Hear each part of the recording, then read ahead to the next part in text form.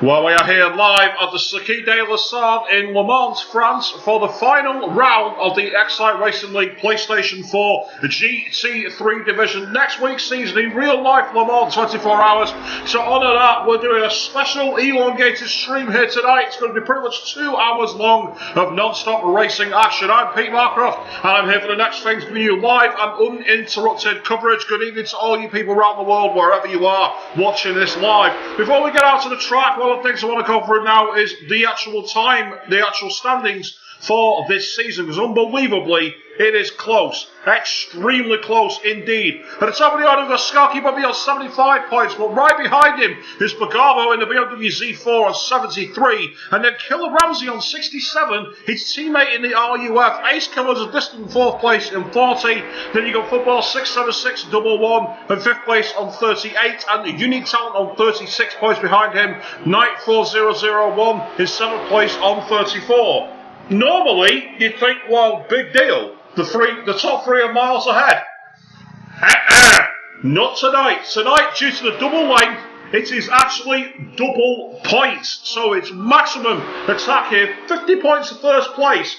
Unbelievable amount of points there. 36 points for second, and even 30 for third. So the top three podium could be a massive reversal of the championship if it went in reverse order as it is now. Anyone can literally take this title. So it's going to be a big one that we're going to display here for you live and exclusive on Twitch.tv. And of course, if you are out there watching it live on the internet at the moment, you can get your chat box comments in and we'll do our best to get through. So let's go out to the circuit, where at the moment out in first place on the head of the snake at the moment, going through Mulsanne Corner, is Skanky Puppy. Le Mans, the Circuit de la Sarthe layout is completely different to most circuits in the world. Kind of like last weekend's race at the Nordschleife in the Nürburgring. This is an 8-mile long circuit, but despite the length of the races, despite the prestige with both having the 24-hour races, they could not be further apart from each other. Whereas the Nordschleife was 128 corners, undulating surface, very narrow, very much walls in every area. Here,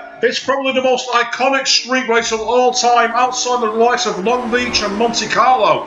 It's 8 miles long, but there's barely any corners. It's low downforce, it's high speed. It's the ultimate challenge for driver and car. And having been to the Circuit de la Sarthe in 2014, for the year when it was very close to Toyota taking that first victory after Kazuki Nakajima's car broke down in the middle of the night, and Mark Webber's return for the first time in 15 years, it's a circuit that really has all of the legends. Last season, of course, we saw Nico Hulkenberg become the first driver since Johnny Herbert to win the Le Mans 24-hour while he was still actively pursuing a Formula 1 season.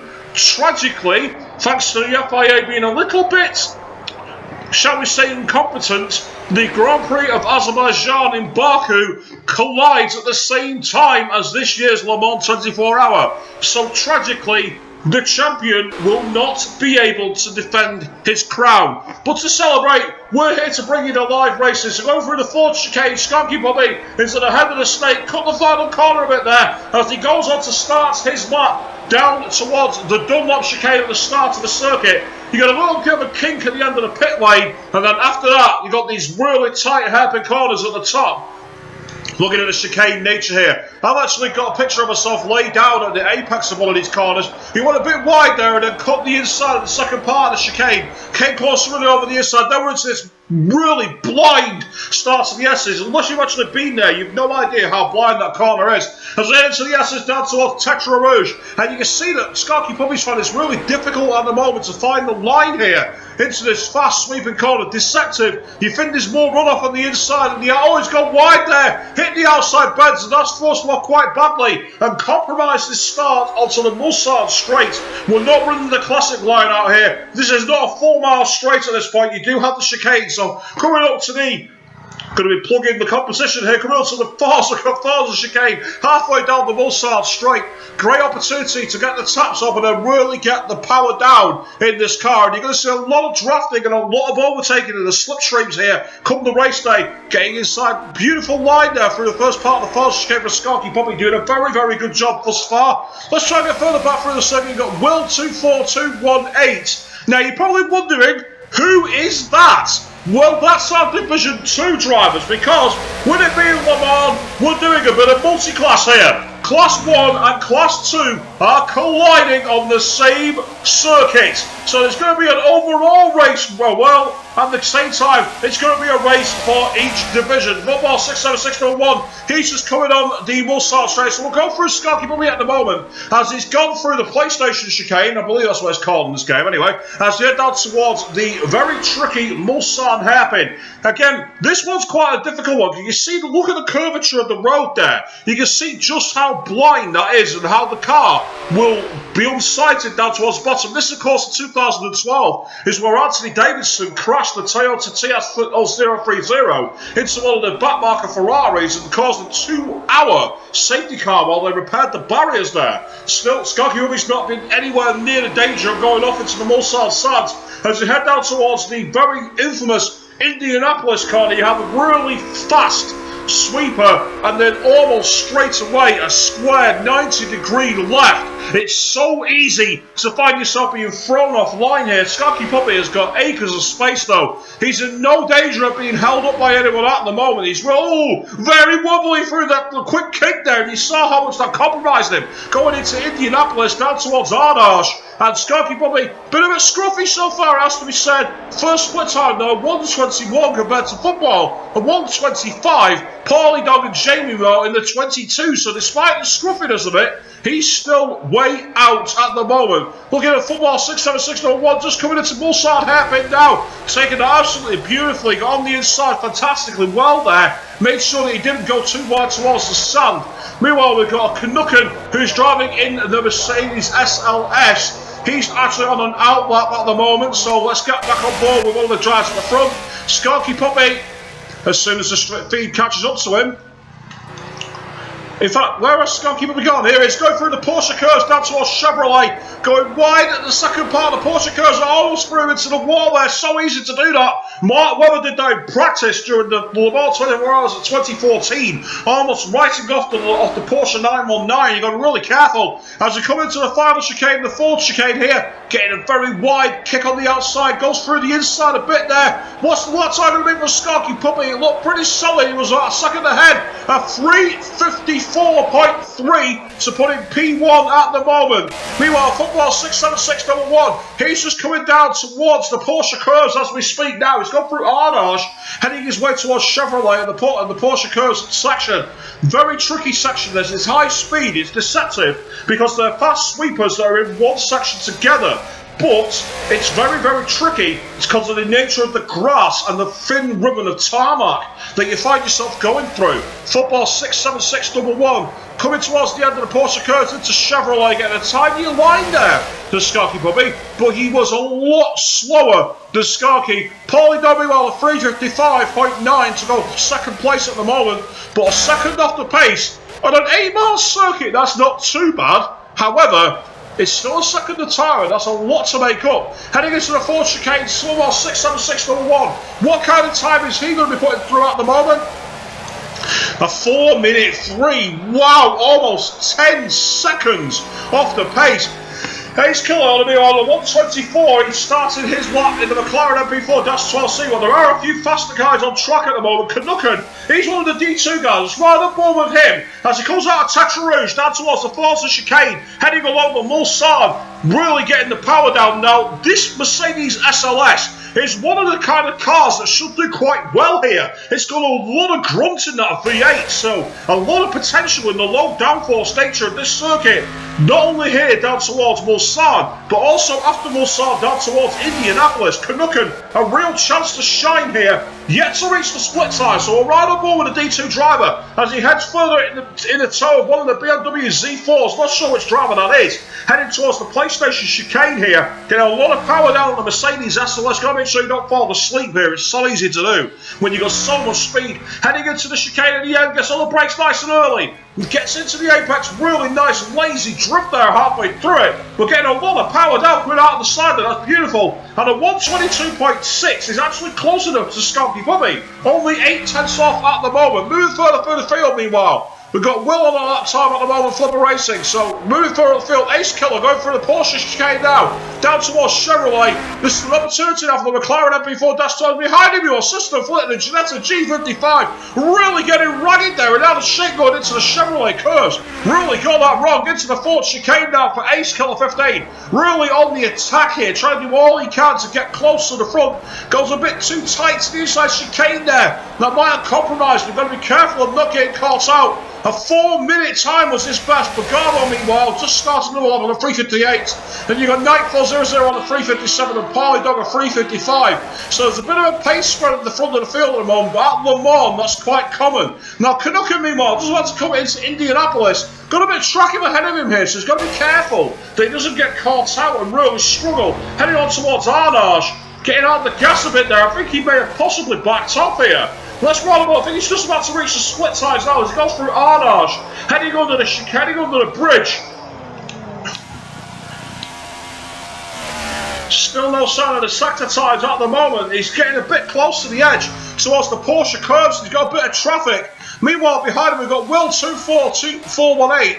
Try saying that 3 times fast. About to go into the Porsche curves. So he's got a bit ahead of Canucken at the moment. Canucken's in real peril here. He's got one of the Audis close behind him. Heading for the Porsche curves. Canucken, really gets a bit of two-wheel action there. Halfway through the Porsche curves. That's not what you need. Really struggling to keep the power in place there. Heading towards Chevrolet. Really attacking as much as he can in this Mercedes SLS. Went a bit wide there. Managed to arrest it, stopping him from going off the circuit at 1:44.9. Still about second on the pace. DOG Pinto. A 3:53.9 goes into provisional P1. The D2 driver is actually on pole position at the moment. Unbelievable drama here. Skunky Puppy in real danger here of getting himself losing on the overall time. Canucken goes P3 on the 3:55. Paulie Dog, meanwhile, wants to cross the line again, and he goes a 3:55.9.5. Only a 10th difference between him and Canucken. Really close. Moving back through the field, we've got Pagano, who's just gone out of Indianapolis on towards Arnage. Really attacking just got out of Mulsanne, heading down towards Indianapolis. Currently P2 in the championship, down in 7th place though. So if he wants to have this title, he's going to have to work hard for it here tonight.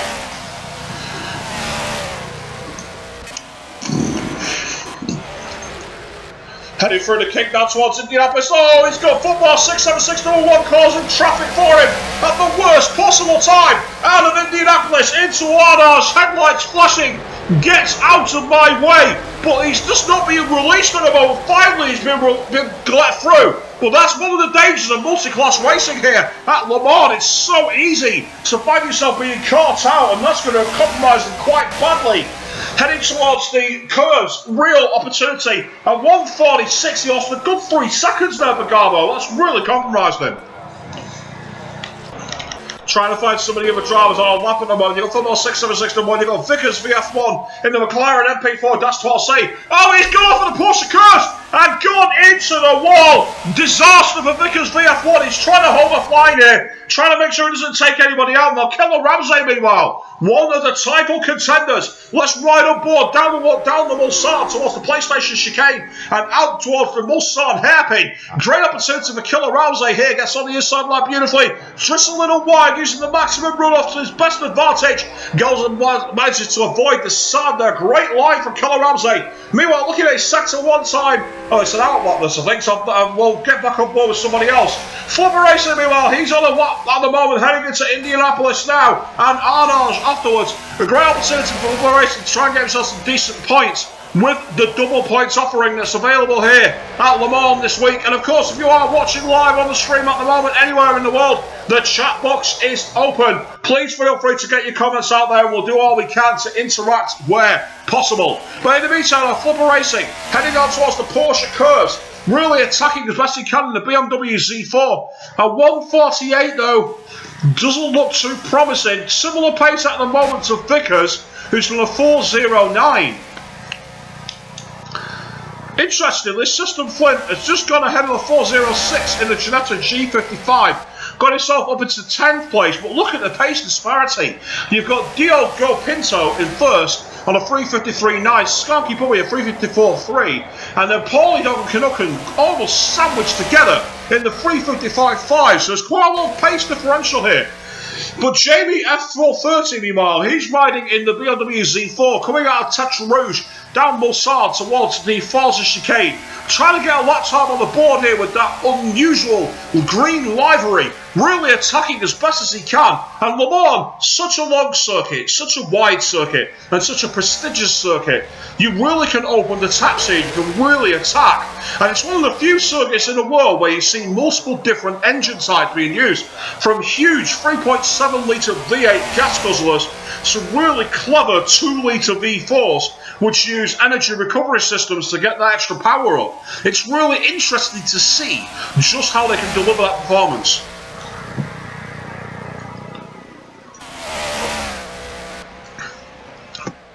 Into the PlayStation chicane with Jamie F430 getting a little ragged there at the start of the chicane, went on the curbs, really found himself struggling, and he spun it! He's hit the curb and that spun him round, and that's the end of his lap. Killer Ramsey, meanwhile, has just gone onto a lap now in the RUF, so he's only got 3.5 minutes. In fact, Killer Ramsey's not going to make it round. Killer Ramsey is going to be timed out.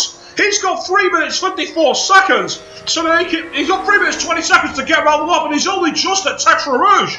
I don't think Killer Ramsey is going to make it round. I don't think Killer Ramsey is going to qualify. He's going to be starting at the back of the field here. I think he's going to time out. Disaster for the RUF driver. I don't know what's happened, but his solitary run is going to compromise him quite badly here. Meanwhile, in third place, Paulie Dog is on track at the moment. Let's find out where he is. He's currently coming up, so he's gone into the pits. Paulie Dog has decided he's had enough of that. So the only people on track are a lot of the guys at the back of the field. Moving further forward, you've got System Flint in the Ginetta G55, trying to attack as much as he can in that really animalistic car. Attacking down towards the Indianapolis. Down towards the kick before Indianapolis in the Ginetta. 4 minutes 6 seconds is his best time so far. You get the feeling that he's got to try and find a little more pace tonight if he's going to have any opportunity of really being able to attack here and getting himself in that position. But he's really up against it, getting a bit out of shape, a bit wobbly through the kick, heading into Indianapolis. How wide is he going to take that line, going slightly wider, using the camber of the corner as he headed to the tight Arnage, deceptively tight corner this. Really easy to find yourself running out of room halfway through the bend, but he takes that quite well. Looking at his sector time, 124 was actually good enough to be around the time of football 676-1, so he's had a good sector too. System Flip might find himself vaulting up the order, so we're right on board here with the Ginetta driver for now, heading on towards the Porsche curves. Get a bit out of focus there on the camera as they head down towards this very fast-flowing section. Such a joy to drive if you can get it correct, but I bet it's not as easy in the Ginetta G55. And 146 is actually ahead of football 676-1 for lap time at the moment. Football goes on a 4:02. So we're remain on board with System Flint as he comes out on the Porsche curves into Chevrolet. Really looking to attack in wide, riding that curve as much as he dares there. Really daring to attack and daring to dream. Heading to the Ford chicane, the final part of the circuit, the last chance hurrah. Past the 24-hour wheel, big wheel, on towards the pit straight. Great opportunity here. Gets to the inside line, kicks a beautiful on the inside. There's a great opportunity coming towards the line. What's the time going to be? A 4-minute flat puts him bang in 9th place. Only 3/10 of Ace Killer. Great performance from System Flint. However, all eyes on Vickers VF1, who's just crossed the line now. Flipper Racing, meanwhile, is just about coming out of shot. But Killer Ramsey, he's only just coming out of Porsche curves. He's not going to make it. Killer Ramsey is going to fail. Meanwhile, off screen, Canucken has managed to get himself on pole position. We didn't capture that on a 3:53.0. Dio Pinto is a 3:53.9, and a Skanky Puppy a 3:54.3. Paulie Dog a 3:55.5. The cards have all fallen for Skanky Puppy at the moment because his closest rival is Bergamo, is 2 places behind him and only 2 points of truth in the championship. But the big drama is Killer Ramsey. He's not going to make it. He's going to be tied now. Oh, it's going to be close, actually. This is going to be unbelievably tight. He's got literally seconds to go. Through the Ford chicanes, can he make it? I think he's just going to time out. Unbelievably, literally 2 seconds. That's all he was missing. He would have been able to make that, but he's failed.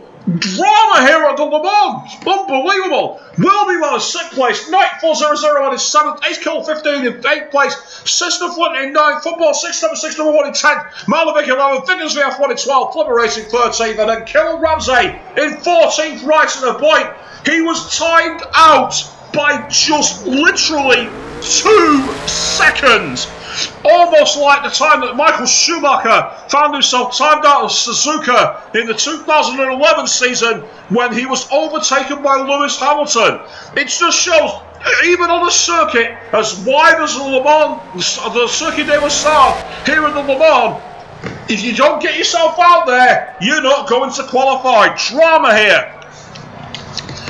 So we got ourselves a little bit of time at the moment. People getting out there to get some laps. Currently out ahead of the snake, I think, is Will. Let's get the track map open. No, he's actually not the first one out there. That will actually be Skanky Puppy.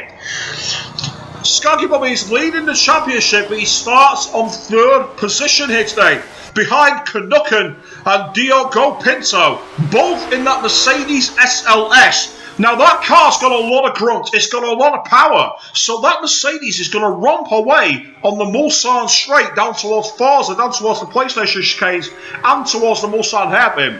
Crucially, it's also got that almost flat straightaway down to Indianapolis. However, Skanky Puppy is likely to have the advantage through the Porsche curves, the Ford chicane, so he may claw that back. This could be a real tight race here, viewers, and we might see ourselves repeating the classic history of Le Mans in 1995 when McLaren won in a GT car ahead of the more established elite vehicles. That might happen here because the D2 drivers have got the pace. This will be interesting.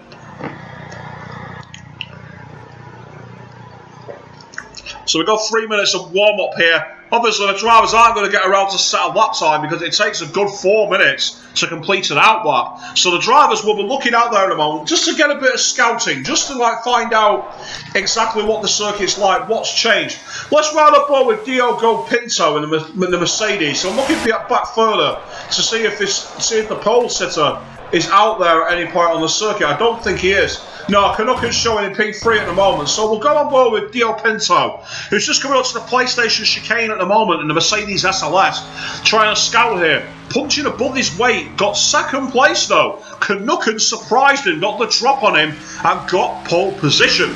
Now, of course, here at Le Mans, there is no warm-up, there is no formation lap, there is no long thing. It's going to be a grid start. The driver's going to be out there for pretty much 2 hours. The night is going to change. We don't know if there's going to be rain. We don't know if there's going to be any kind of difficulty for the drivers. All we do know is it's 8 miles of track. High top speeds well above 180 miles an hour, low downforce, lots of overtaking potential opportunities. You've got the heavy braking zones at Forza, PlayStation and Mulsanne. You've also got the heavy braking point at Indianapolis. And you've also got the opportunity to get a better drive off Ford into the Dunlop chicane. I do excuse myself for coughing live there on air. I do apologise, viewers.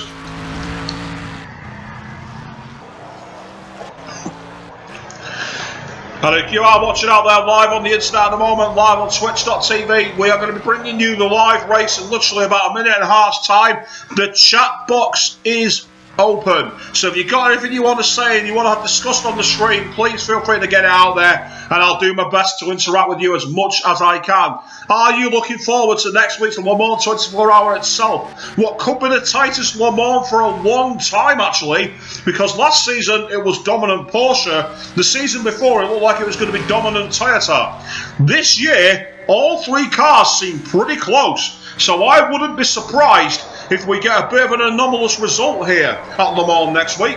Get all your comments out if you are looking forward to that. And of course, you can also ask your questions about next week's race at Formula 1, the European Grand Prix, hosted at the capital of Azerbaijan, which is hilarious considering that's literally right north of Abu Dhabi. It's not in Europe. So Diogo Pinto is pulling over. Actually, he's going to wait on the grid. In fact, I actually think he thinks this is one lap here doing a practice start. Well, this is serious. I've never seen that before in Max-Type racing. I've never seen someone do a practice start before. You see it all the time in Formula 1 at the end of the pitch, but I've never seen that on one of our streams. Just time for absolutely anything. So we're going to be live for 2 hours of racing very, very shortly. And if you are out there on the internet, again, the chat box is open. Please get your comments out there. We'll do what we can. But for now, let's get ourselves prepared to do our own tribute to the Le Mans 24 Hour here at the Circuit de la Sarthe in France. It's double points, it's double length, it's the final round of the XRL Racing League GT3 League division. And after those lights go out, we are going to be racing. I'm getting ready to go into the pit box to bring you coverage live and exclusive on twitch.tv. Get your chat box comments out there and we'll do all we can to get through to you. But in the meantime, let's get to the front of things at the moment. So race start, race car 15. Bit of a wide run there from Will on the outside. That's 9400. Almost drifting on the straight there behind Pagamo. 4 abreast. Out of the first corner into Dunlop. 9400 versus a lead lunge on the inside of Pagamo. And I think he's going to get a move. Does is Paulie Dog in the LDR8 LMS. Great driver in. Goes wide to the outside. Canucka, meanwhile, leads a huge train. He's down to 3rd place. He's been overtaken by Diogo Pinto. Skunky Puppy, the ever opportunist. He started 3rd place. He's up into 1st. He's leading from the front. Pagamo, meanwhile, in 5th place.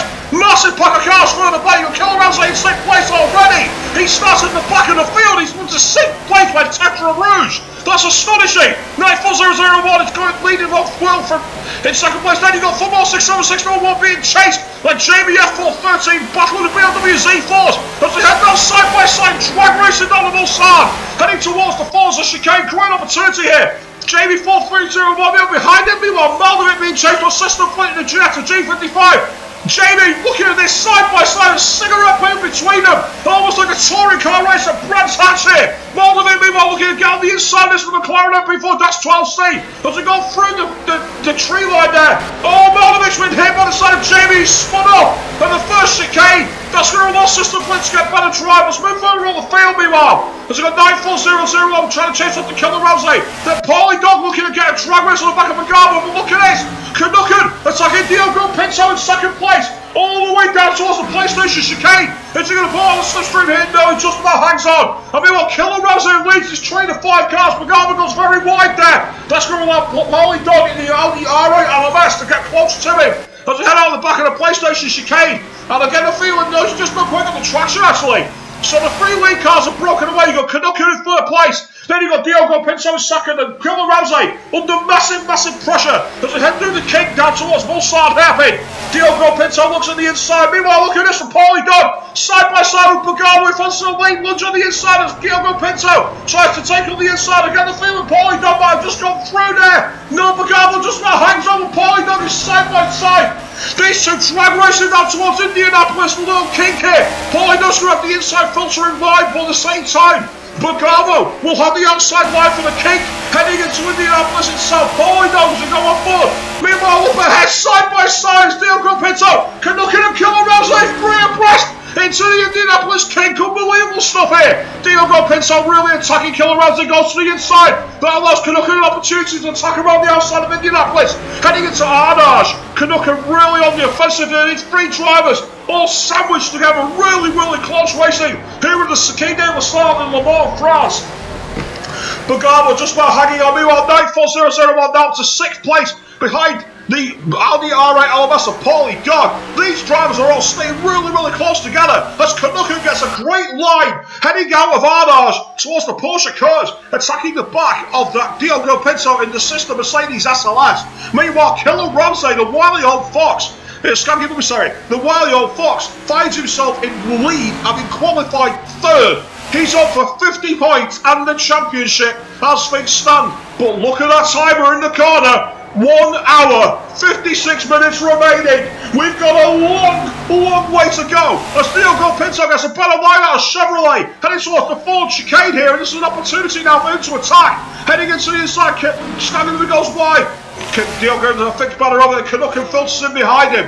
After one lap, after a long high-speed sprint, these guys are all still really close together. Bergamo, meanwhile, starts sneaking to the back of Canucken. But look at Diogo Pinto getting a better drive at the forward chicane, looking at the inside of Skanky Puppy and trying to attack going into the double chicane. Goes around the outside, Skanky with a defence to the inside line. That might compromise him over the crest here, and Diogo Pinto might fancy an opportunity through the S's down towards Tetrarouge.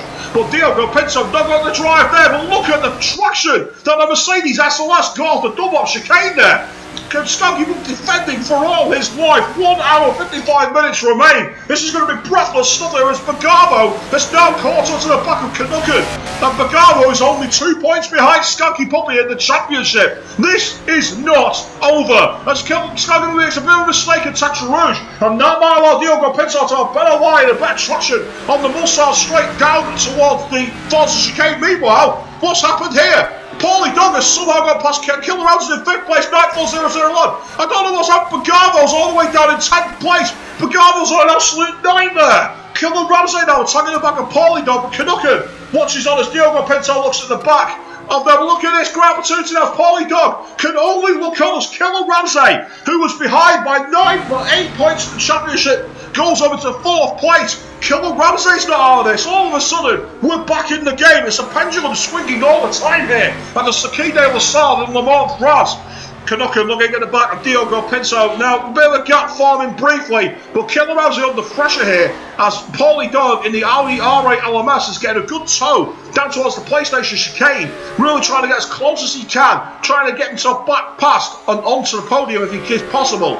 Killer Ramsey, though, in the RUF defending aggressively as much as he dares, manages to resist for now. Up ahead, meanwhile, you got Canucken looking at the back of Diogo Pinto. Diogo Pinto attacking Skanky Puppy down towards the Mulsanne hairpin. Opportunity here for the Mercedes SLS driver. It's our tribute to the Le Mans 24 hours. Please get your comments in live here, exclusive on Twitch.tv. If you are watching this on the YouTube recast on the channel, get your comments in below. We'll try and do our best to respond to them. Ooh, very wide line there from Canucken, went far too wide, and Diogo Pinto gets a better line as a result of that, looking at the back of Skanky Puppy in the RUF. Meanwhile, Killer Ramsey manages to resist Paulie Dog at the moment. These drivers, don't there's only lap 2 of this race. Lord knows how many laps we're going to complete here at the Le Mans. And of course, the drivers will have to pit at some point. The sun's going to go down, the night's going to rise, and who knows if the rain's going to come. All kinds of things can happen yet.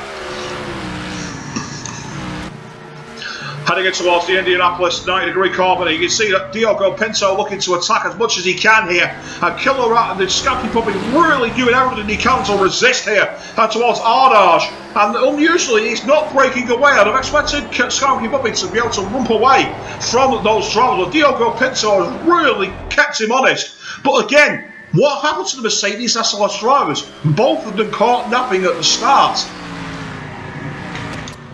Just going to go back through the field. You've got Killer Ramsey being attacked by Paulie Dog. On Nightfall 001's broken clear of System Flint, who's under pressure from Ace Killer 15 in the McLaren MP4-12C as we head towards the Porsche curves.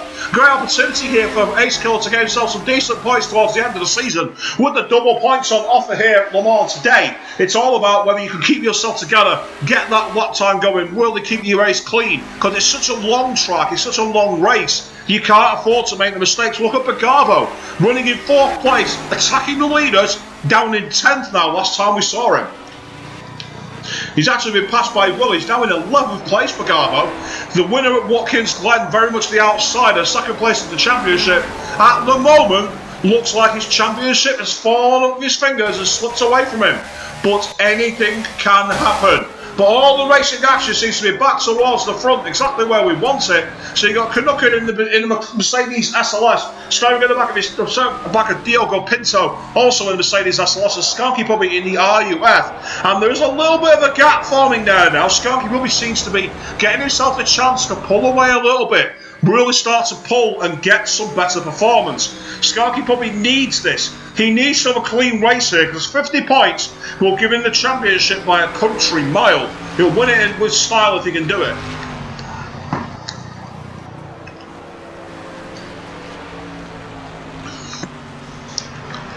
Heading out of Tetra Rouge, Diogo Pinto getting a poorer line actually from the back of Skanky Puppy there. So Diogo Pinto really on the attack now, doing everything he can to pull this together and really get places. Flashing his headlights down the multi-side, I don't think that's going to intimidate Skanky Puppy. Certainly was used to things a bit more than that. But Killer Ramsey, he's the outsider here. He started in 14th place. He's already in 4th, 2 seconds faster than Paulie Dog. So don't write Killer Ramsey off.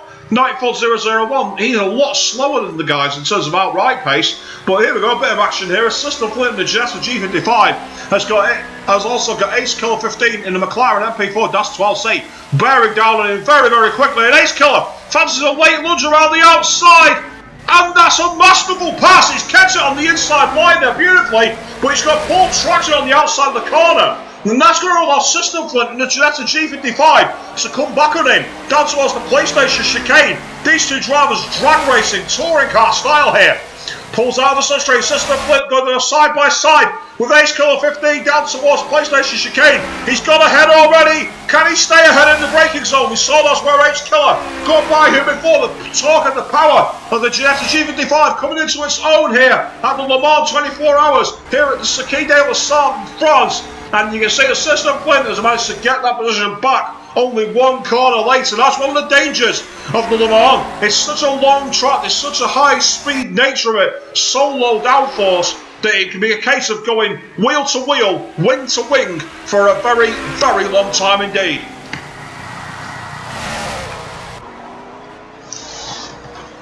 Heading into the Mulsar corner, System Flint goes wide there, and Ace Killer 15 tries to dial the inside, but then System Flint gets better traction, almost like a switchback line, and he's going to get back ahead of it down towards Indianapolis. But look at System Flint under real pressure here, as Ace Killer 15 in the McLaren MP4-12C looks to attack as much as he can, heading through the K-Cut towards Indianapolis, right on board with System Flint behind him. Meanwhile, Ace Killer 15 headlights ablaze, falls away slightly as we head towards the King Cavour Indianapolis. Ace Killer 15 creating a little bit of breathing room for himself, wants to avoid rear-ending the back of System Flint. Heading in towards Indianapolis, pulls out the slipstream, goes left. System Flint sees him coming, defends the inside line. System Flint manages to hang on, but Ace Killer 15 looking to try and attack into Arnage, trying to pull out the slipstream there, but System Flint will not let him pass. Ace Killer 15 bearing down on the Ginetta driver all the time, heading towards the Porsche curves. Great opportunity here for Ace Killer 15, who's got better traction off Arnage, really gets an opportunity, pulling out the slipstream, heading into the Porsche curves. A corner of track where it's very much a case of one line. If he can get past System Flint here, this will be a great opportunity for Ace Killer 15 to get himself back towards the guys at the front of the field. Oh, very late turn from System Flint there into the Porsche curves, and you can see that Ginetta squealing left and right all the time as Ace Killer 15 attacks as much as he can in the McLaren MP4-12C. Brakes massively locked on there for System Flint, goes very wide, combines his traction into Chevrolet really badly, and that allows Ace Killer 15 in the McLaren MP4-12C to really start catching up towards the Ford chicane. This is a massive opportunity here, but System Flint somehow hangs on and retains 7th place. Really good driving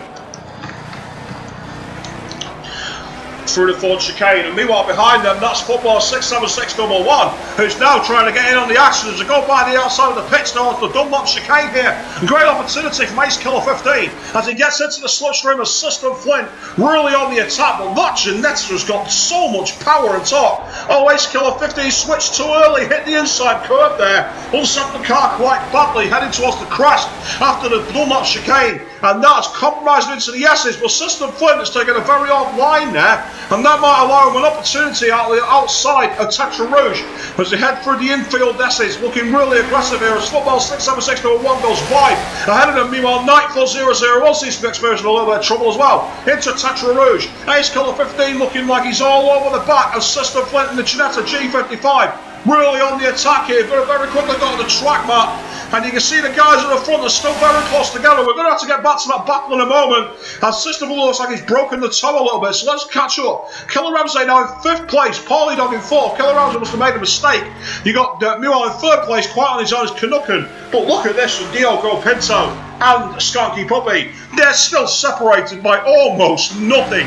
As we go down the Mulsanne straight towards the PlayStation chicane, into that curve, you can see really tight, smooth line being taken by Diogo Pinto there.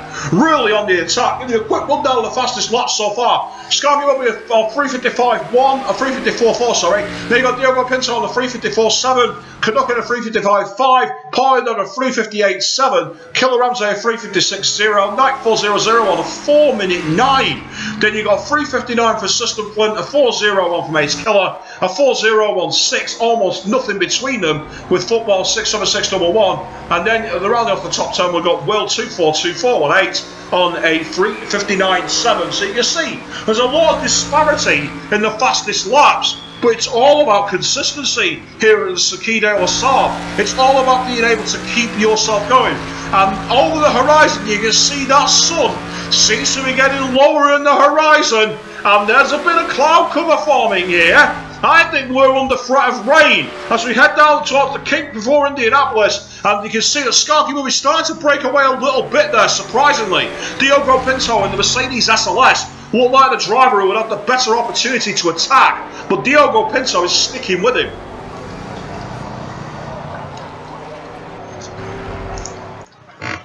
As we head out of Arnage on towards the Porsche curves, Diogo Pinto making a really good effort here, trying to catch up to the back of Skanky Puppy, who's broken free a little bit. Paulie Domino goes for Arnage in 4th place. Killer Ramsey closed the gap a bit actually, so he'll be back into winning shortly. Nightfall 001, but then look at this. Ace Killer 15 has actually managed to get by System Flint, but as we head into Arnage, System Flint is all over him like an absolute rash. And that Ginetta G55 certainly got the power, certainly got the aggression. System Flint doing all he can to attack the back of that Mercedes, not Mercedes, sorry, the McLaren MP4-12C. Put that side by side into the Porsche curves. Little bit of wheel bagging there for System Flint and Ace Killer. Ace Killer has the high ground, but goes wide at the start of the Porsche curves. System Flint might fancy an opportunity here. Look at that! That's almost NASCAR driving. I've never seen that for the Porsche curves before. That's amazingly brave from System Flint. Really sticking close to the back of Ace Killer, trying to psych him out into Chevrolet. And it's worked! Ace Killer 15's gone wide! And that allows System Flint to get side on with him into the full chicane. System Flint across the grass. And what an overtake that was! That was masterfully set up by that almost NASCAR style drafting through the Porsche curves. Absolutely beautiful.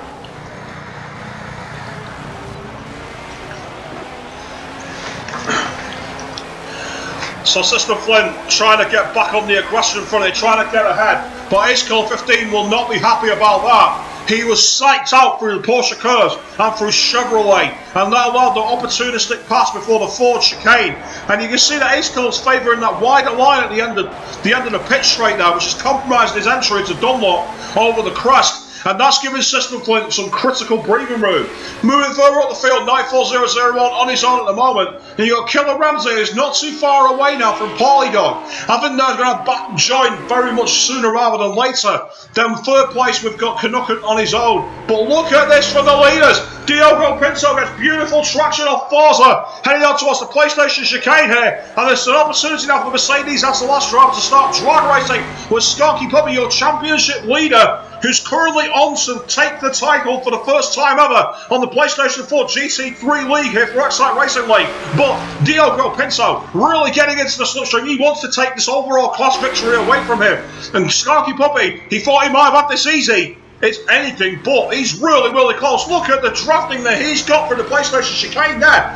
Diogo Pinto going wide, kicking up the curb, trying to get into the slipstream down towards the Mulsanne hairpin. Skarky with a defence to the inside line. Diogo Pinto sticks with it, keeps the nose of that Mercedes SLS right under the wing of the RUF, trying to get a decent drag line down towards the Mulsanne. Goes to the inside, sells him a dummy.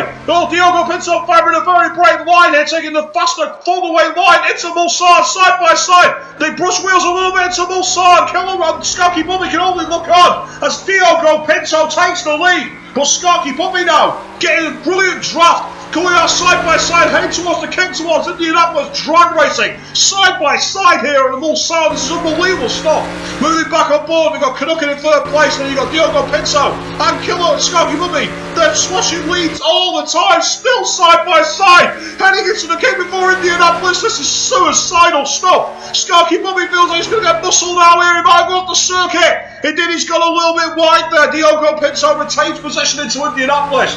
My God, that was hair-raising stuff. And Skunky Puppy has fallen back. I wonder if Skunky Puppy's possibly got a problem from that. Has he got damage on the car? Or maybe the game gave him a penalty. It might have given him a penalty for cutting the track, actually. I get the feeling that's what's happened there. I think he's gone wide because of that side-by-side manoeuvre, and that's compromised him by a good few seconds. So Skunky Puppy goes from the hunted to the hunter. Now the question is, can that Mercedes SLS at the front of the field of Diogo Pinto manage to hang on, or will Skunky Puppy, the driver who's shown momentous class throughout this league thus far this season, fight back to take victory here at the Circuit de la Sarthe? When he thought about Paulie Dog, he can only look on as Killer Ramsey is right behind him. So Killer Ramsey is caught back up to the back of Paulie Dog in the RDR LMS, drifting through the Porsche curves there. Killer Ramsey on all-out attack as we head through the Porsche curves into Chevrolet. And Paulie Dog goes a little wide there. Killer Ramsey follows him to get the maximum toe down towards the Ford chicane. Absolutely momentous stuff here. Really on the attack. Paulie Dog has the title line for now, so I got the feel Killer Ramsey's going to hang on and try and get better traction off the Ford chicane. Although he might try and psych him out here. You can see that Paulie Dog can only look on as Killer Ramsey starts to go side by side. And their defensive drive, Paulie Dog switches to the pit wall, and Killer Ramsey goes, okay, I'll have you around the outside into the kick before Dunlop. Killer Ramsey's going to get ahead here, and Paulie Dog can only look on as he gives up the place. Killer Ramsey moves into fourth. Through the Dunlop chicane, over the crash down towards Tetra Rouge. Killer Ramsey back on the attack here, really doing everything he can, but Paulie Dog looks like he may finally get himself back into track here. I wonder if he's possibly just had the same problem. The game counting it as a penalty when he didn't really do anything wrong, because he seems to lose a lot of pace at the pit wall, having switched places into Tetra Rouge. Tighter line from Killer Ramsey there. Paulie Dog going over the curb, bouncing the tyres, and that'll slow the car down. Meanwhile, up ahead, Skunky Puppy can only look on as Diogo Pinto has now got a good few seconds on him as we head through the Ford chicane. So it's definitely an opportunity now for Diogo Pinto to take this victory. Canucken doing a beautiful job in third. Then you've got Killer Ramsey in fourth, started 14th. He's all the way up to fourth place. Paulie Dog in fifth. Then you've got 94001. He's now finally found himself back on the pace. 3:58 is fastest lap in sixth place. Then you've got System in the Ginetta G55 who's doing really well, punching above his weight.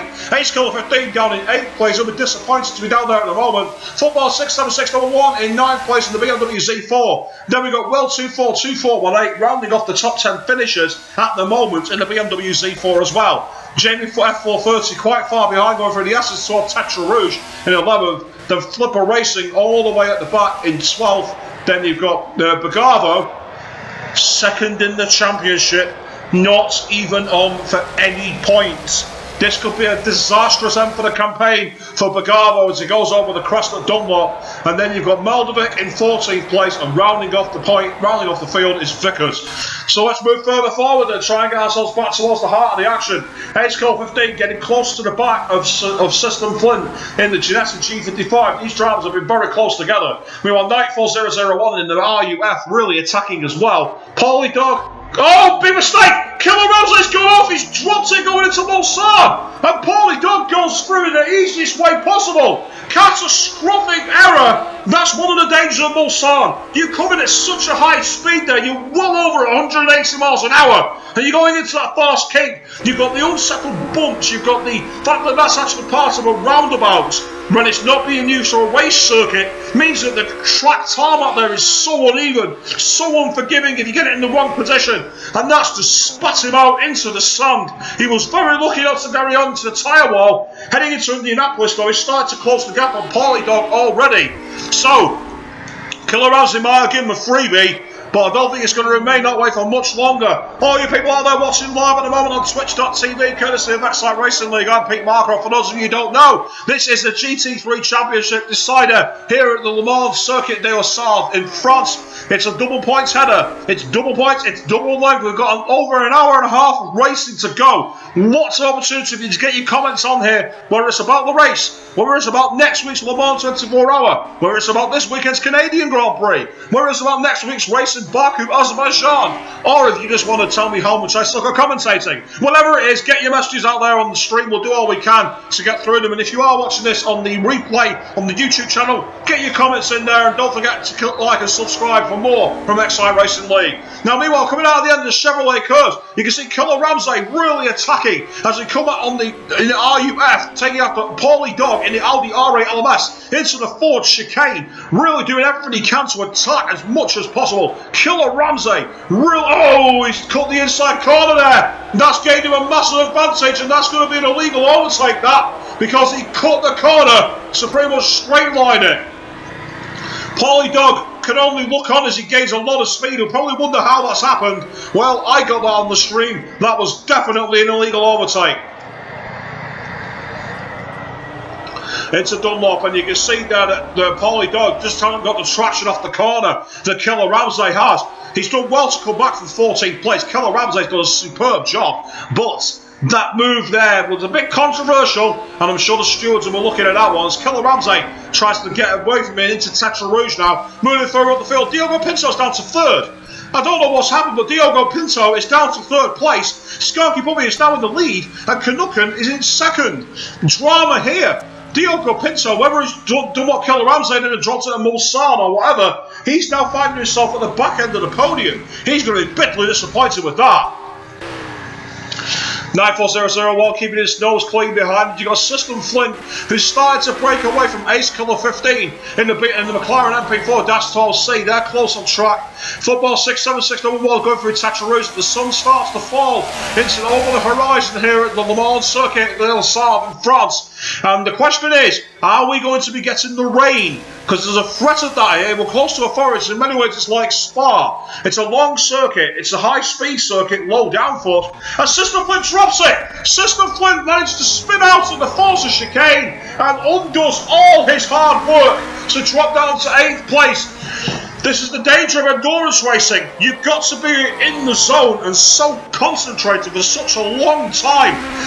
One small mistake, one small step out of line, and this track will kill you. It will take everything away from you in a flash. Just ask Bagavo. He was running in 4th place, knocking on the door, taking the victory and taking the championship. He's now outside the points and unlikely to get anything.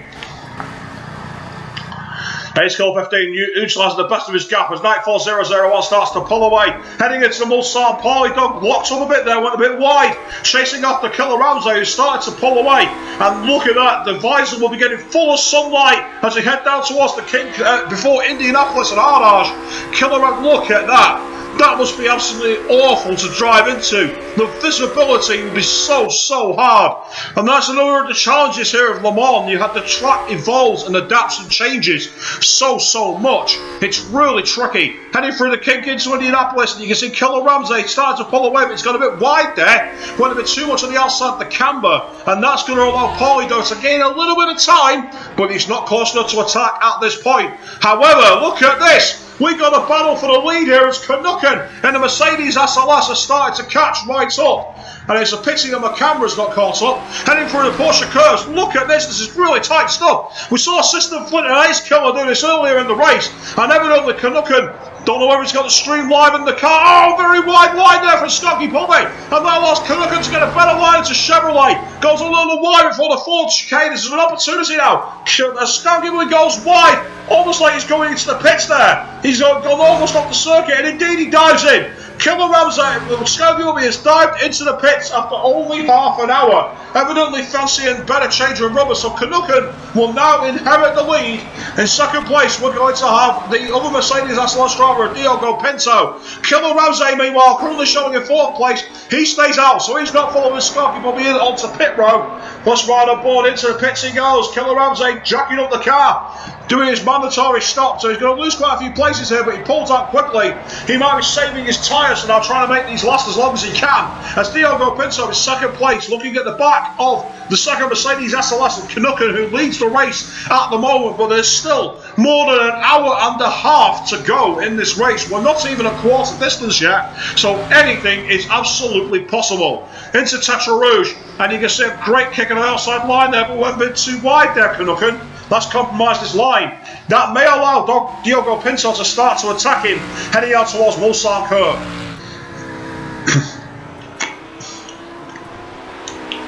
Meanwhile, Skanky Bobby has now got Paulie Dog all over the back of him in the Audi R8 LMS. It was crucial that Skanky Bobby got away from that. He needed to break away as much as he could.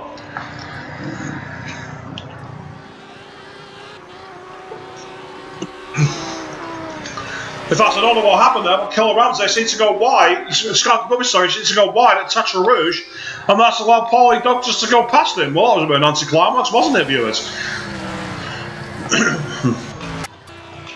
Moving further back through the field, Ace Killer 15 has broke away a little bit from System Flynn, who's going through Tetra Rouge. Meanwhile, though, Football 67601 under real pressure here, as Will 242418 gets a better line through Tetra Rouge down towards the Forza chicane, halfway through the Mulsanne straight, and you can see that Football 67601 starts to get really defensive, heading on the inside and towards like lights of blaze. The sun starts to go down. Will 42418 just doesn't quite have the straight line speed though. That allows Football 67601 to retain the lead for now, but heading into the Forza chicane. Oh, very wide entry there, and no result of that. Will 24218 gets a better line, better traction off the Forza chicane outline. They're going side by side down towards the PlayStation chicane, both in BMW Z4s, both in equally good cars. Will looks like he's got the better line here, and he might out-drag Football 67601. However, Football is not giving up, trying to take the wider line into the PlayStation. They're still side by side. That's pretty much a mile-long straight that they're going down there. Very much doing the Fast and the Furious, heading into the PlayStation chicane, and a great retention of the position from Football 67601, but Will gets better line through the corner, almost rear ends him as he gets into the slipstream down towards Mulsanne. Will 24218 looking at the back of Football 67601, only for the battle for 9th and 10th place here, viewers. We're not exactly battling for the front positions, but right now it doesn't matter, because Will is really on the attack, heading towards the Mulsanne hairpin, really attacking as much as he can, but Football 67601 just about manages to hang on. Football goes wide at the end of Mulsanne, that allows Will to start catching up to him, but Will kind of drops against him squirrely on the power, and that means he can't quite close the gap, but he's in the slipstream, down towards the King before Indianapolis and Arnage, and look at that sunlight now. That's right in your face, really blazing down. This is our opportunity now for the drivers to get their heads in the zone as we enter towards the night shift. Heading in towards the King before Indianapolis, and Will gets a better line. The Football 67601, Football gets a bit defensive, goes to the inside line. Will might fancy cutting him on the inside here, at the side of Indianapolis in towards Arnage. Going around the outside, Will 24761 really attacking. Football managed to retain position for now, but coming out of Arnage, better traction from Will 2418.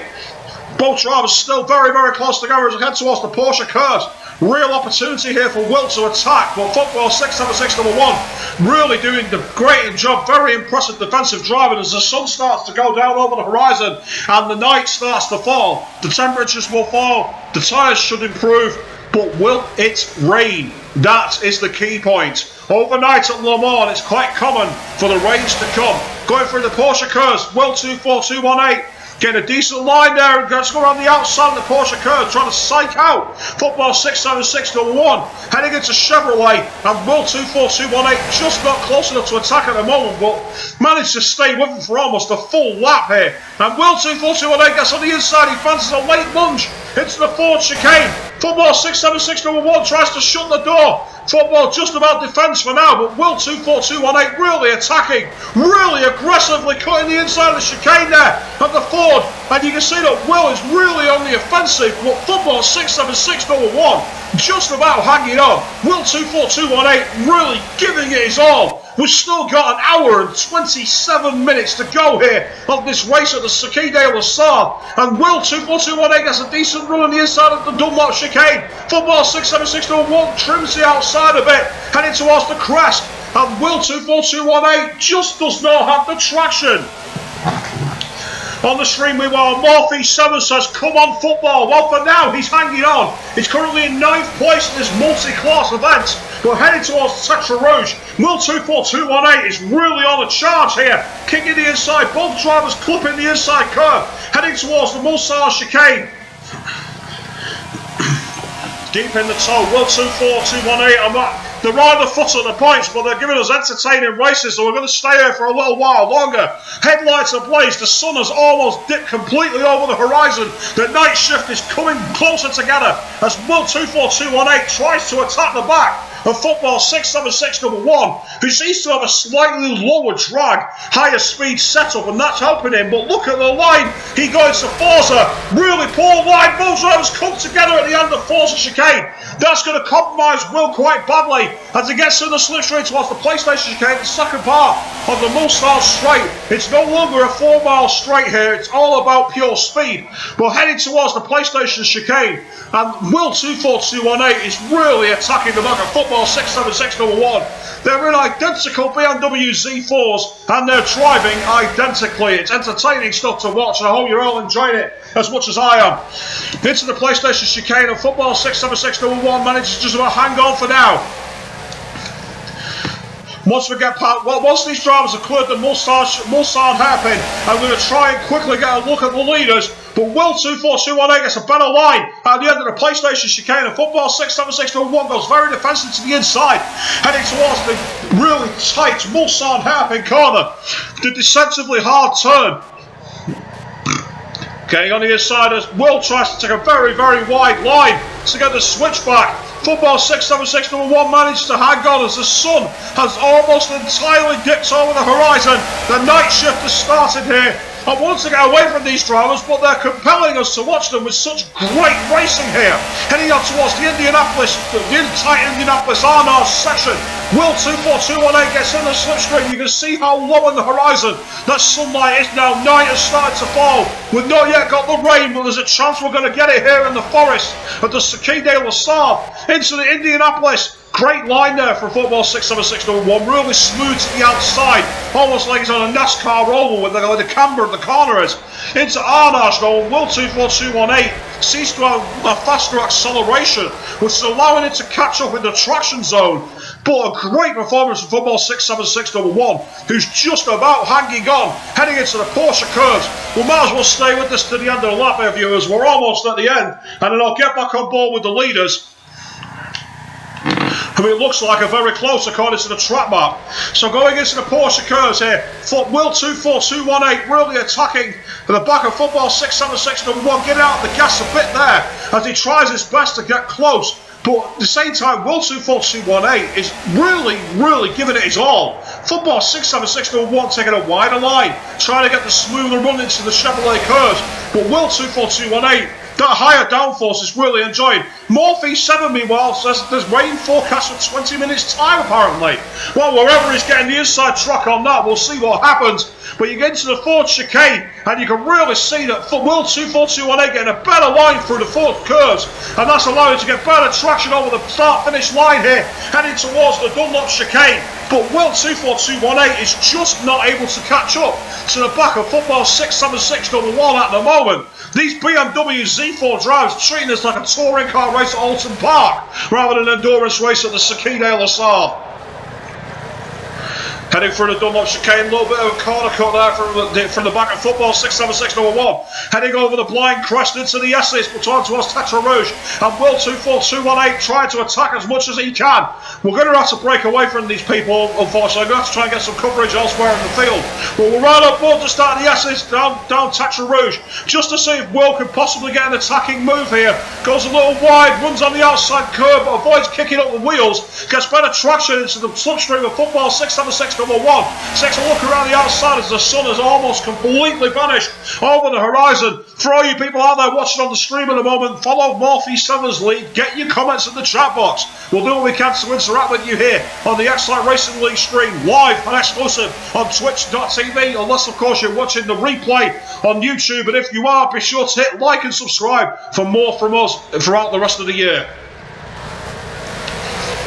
Well, 24218 gets a real good line on the outside of Forza. I'm going to have to break away from these guys. I would love to do it, but they're so close together. It's such exciting racing. But I need to find out what's going on at the front. Heading through down towards the PlayStation chicane will remain on board as well. 24218 has got an option to attack here. I think he might fancy a late lunge on the brakes. Both drivers side by side.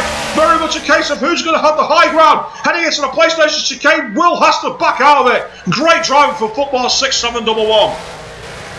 Meanwhile, Harry Mansell 1980 says his man Football will hold off Will 24218. Well, we'll see about that, because coming out to the PlayStation chicane, heading out towards the Mulsanne hairpin, Will 24218 has really got into the slipstream and a great opportunity here to attack into this really tight hairpin. These guys are really putting on a clinic of endurance racing here at such a long, fast and flowing circuit as Will 24218 tries to go around the outside. Goes very, very wide indeed, but Football takes a tighter line, and they might well be side by side down towards Indianapolis. Here we go. Will is going to quickly go ahead, but Football 676 for the one by trying to out-drag him around the outside, heading for the first of 2 kicks down towards the inside of the Indianapolis corner. Look how close these guys are. They're so close together, literally side by side. Football 676 number 1 passes the outside line into Indianapolis, and what an overtake that was to be able to retake position from Will 24218 into Indianapolis and Arnage. He gave himself a brief lead, but Will now trying to fight on the inside as Football 676 number 1 gets a bit wide, heading into Arnage for Will 24218. It's got a better line. Football 676 number 1 watching the Will goes off the circuit. Football has to take evasive action, and that unfortunately ends the duel. For now.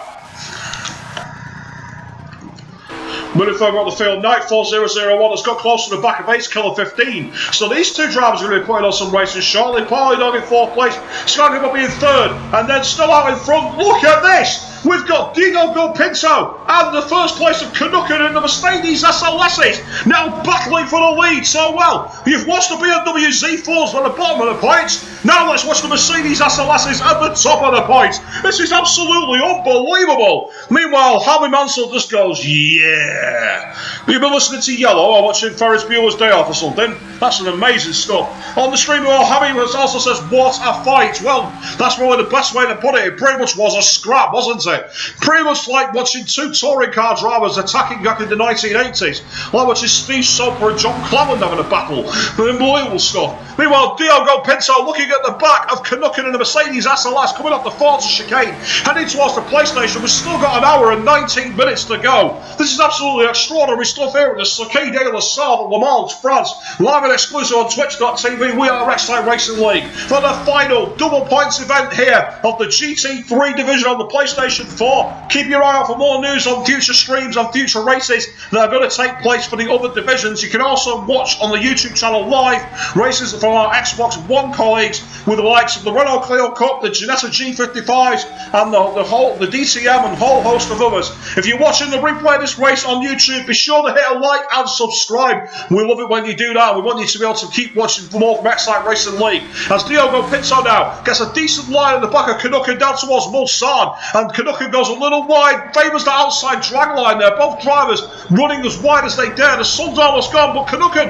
gets a poor exit off Mulsanne there, and that might allow Diogo Pinto to get right in the slipstream and attack down towards Indianapolis. Getting deep in the slipstream, Diogo Pinto really getting the torque of that BMW SLS V8. Look at the sunlight now, it's just creeping with the tree line. Night is almost ahead of us. On the stream, meanwhile, Morphe7 says GT3 on Xbox can be found on Sundays. There you go, that's one example already. You can watch that on the YouTube channel, I believe. That league's not broadcast through Twitch. And of course, if you want to see more, there's plenty of races that you can watch all the time. Multi-class on Fridays, LMP2 and GT3. We've got DTM. There's plenty of other races there, live and exclusive on both YouTube and on Twitch. There's more to come, so be sure to check that out. And also sign up to the forum as well, exciteracingleague.com. Diogo Pinto now getting a great line off Arnage, heading towards the Porsche chicanes, and he's got a great opportunity on the back of Canucken. Canucken in a Mercedes SLS, leading the pair, leading the fight, but these two right at the top of the order, really attacking here.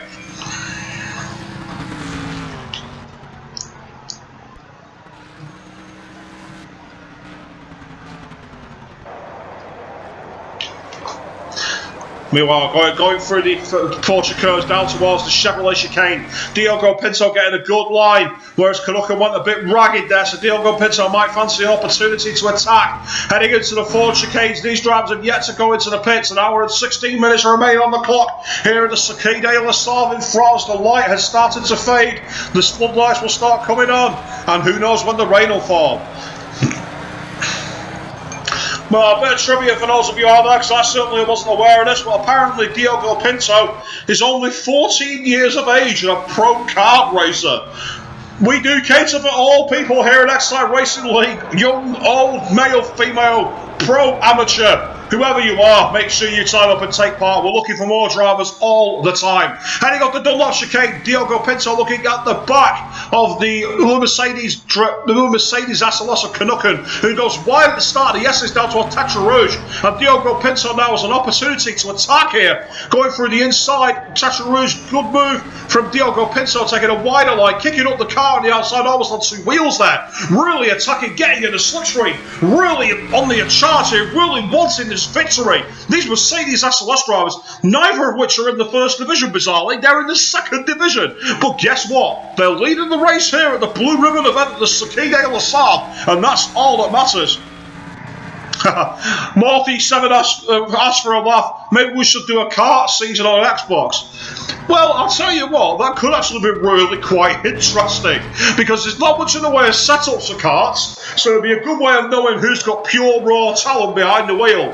One thing's for certain, I'd still be in the commentary box because I'm absolutely useless.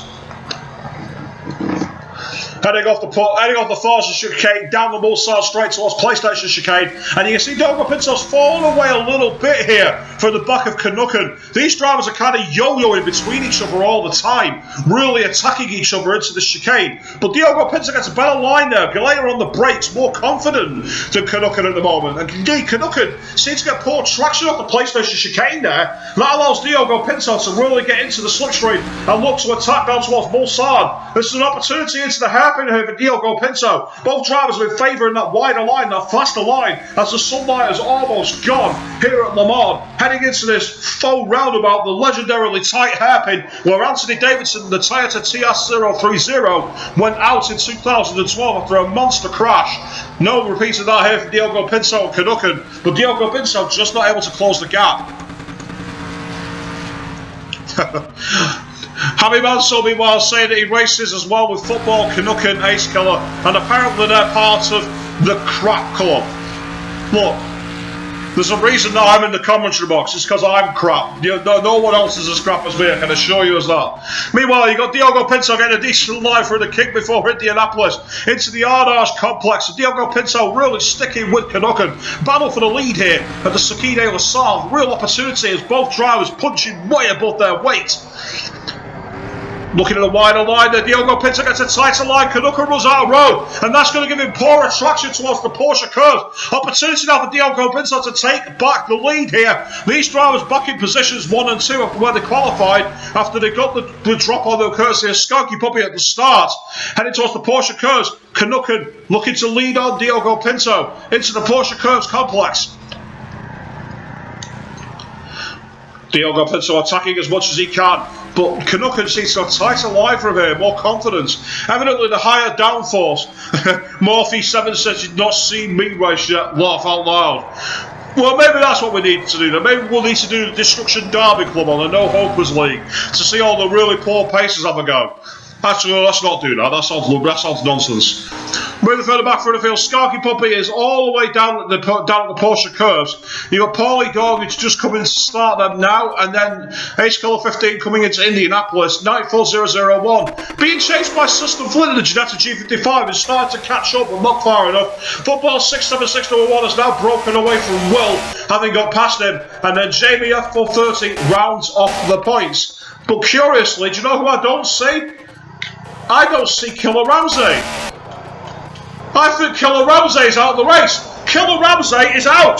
Killer Ramsey is out of the championship. I don't know what's happened, but Killer Ramsey is gone. So the race is now very much Skanky Puppies to win, and Skanky Puppies championship. Meanwhile, Canucken leads on from the back. Leads on. Diogo Pinto and the Mercedes SLS heading to Tetra Rouge. These guys really close together, closest battle on track. So we'll stay together.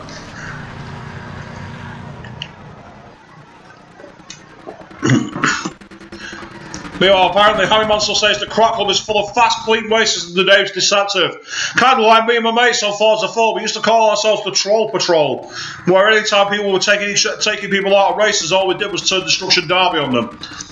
We had our uses. Now, heading on Mulsanne Straight, look at the back of Diogo Pinto there, that's a really good line, heading into the false chicane, but Canucken really doing well to resist the pressure here. Very similar to Nico Hulkenberg at South Korea's Yeongdam circuit in 2013, when he managed to hold off both Lewis Hamilton and Fernando Alonso from nearly half the race in that Sauber. It's the same kind of driving. He doesn't seem to quite have the same ultimate pace as Dio, but Dio's making too many scrappy mistakes. He's not able to get close enough.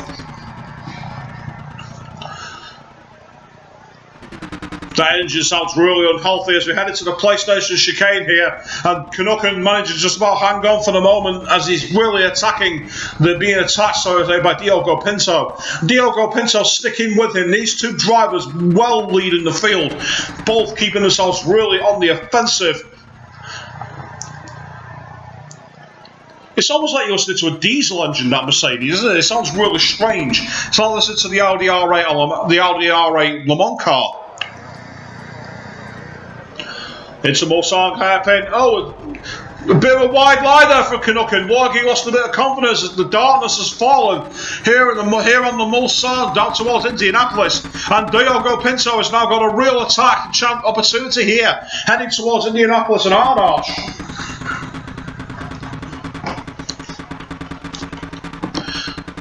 Getting into the slipstream, Diogo Pinto really on the offensive, attacking as much as he can, really on the charge, really trying to muscle that Mercedes SLS. We've still got over an hour of racing to go here at the Circuit de la Sarthe. If you're only just joining us, this is Excite Racing League's GT3 PlayStation 4 division. It's the final round, it's double points, it's double length, and you're absolutely watching a corker. That's a better line for Diogo Pinto out of Arnage, and he's going to be side by side with Canucken. No, he's just not quite the traction.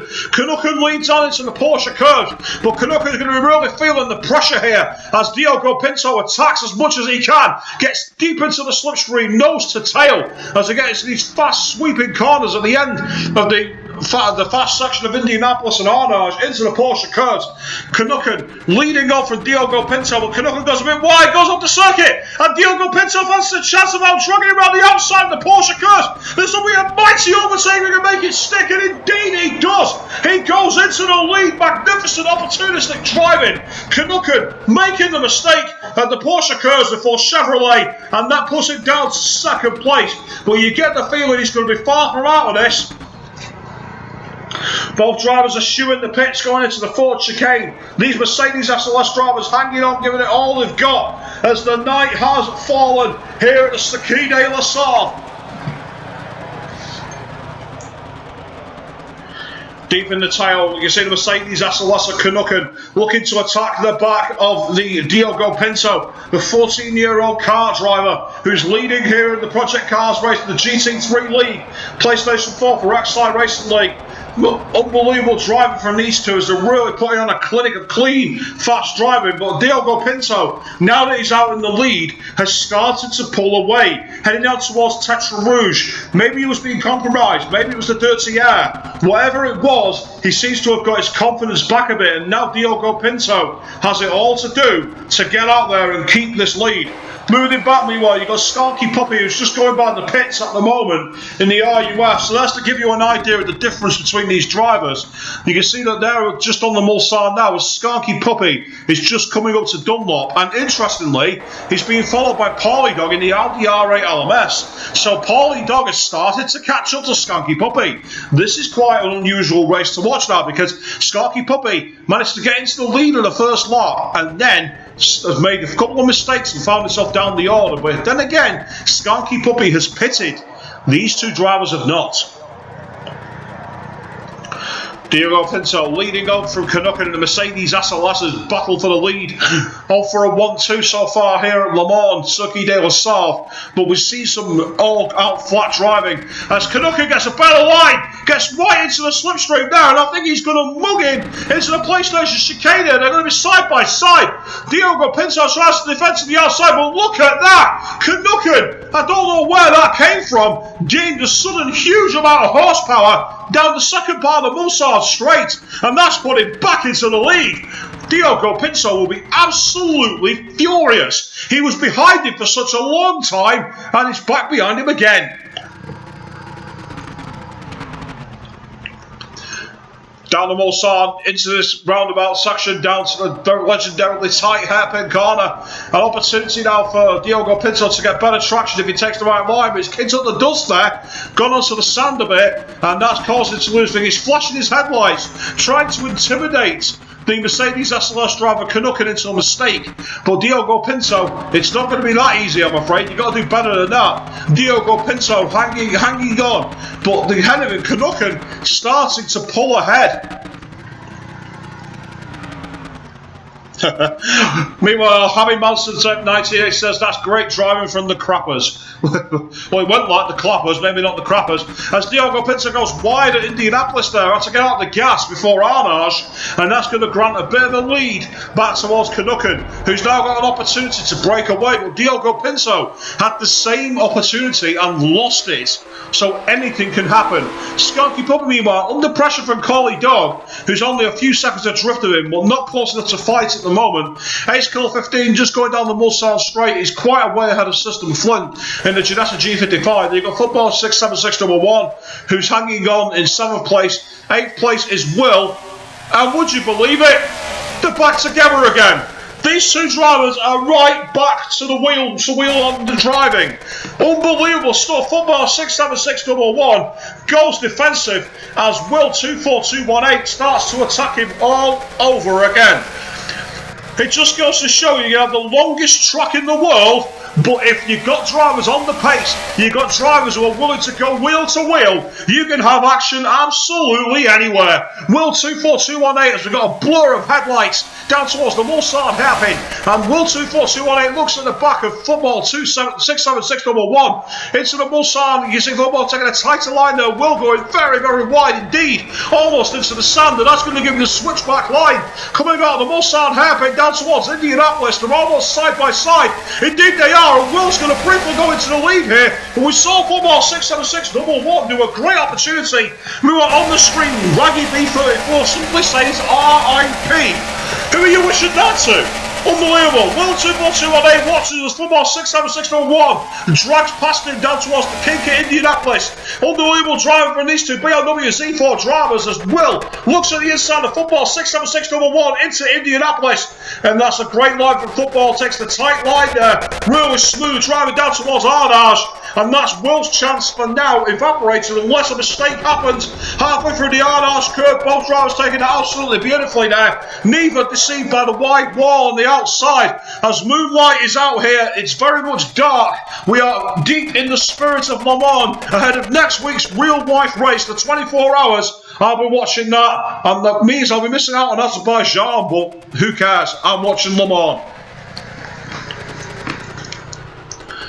Heading into the Porsche curves, Will 24218 looks to the back of Football 67611. Heading through the Porsche curves, going on a wider line there, Will 24218, trying to psych out Football, trying to force him into a mistake into the Chevrolet curves. But Football's wise to that, hangs on.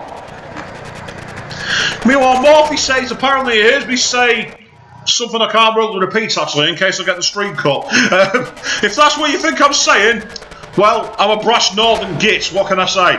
Into the Ford chicane, I'm looking at Will 24218, looking at the back of Football 67601, the twilight orange hue at the pit section here. For Will, there's a decent line off the Ford chicane, giving him an opportunity to attack down towards Dunlop. Well, Football 67611 is really muscling that BMW Z4, hanging it out to the rugged edge as much as he can. But Will, fancying a late lunge into Dunlop, takes the wider line, but that's going to compromise his exit outside of the chicane, and Football 67611 hangs on as we go over the crest into the S's down towards Tetra Rouge.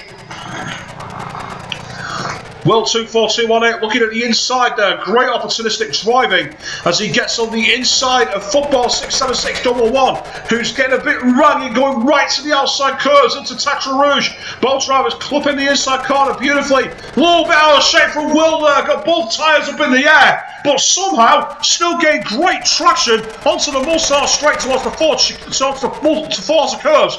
And it's an opportunity now for Will 67611. Football leading on, trying to retain position with that torquier and faster setup, the lower downforce of his BMW Z4, and it looks like he's just about going to hang on.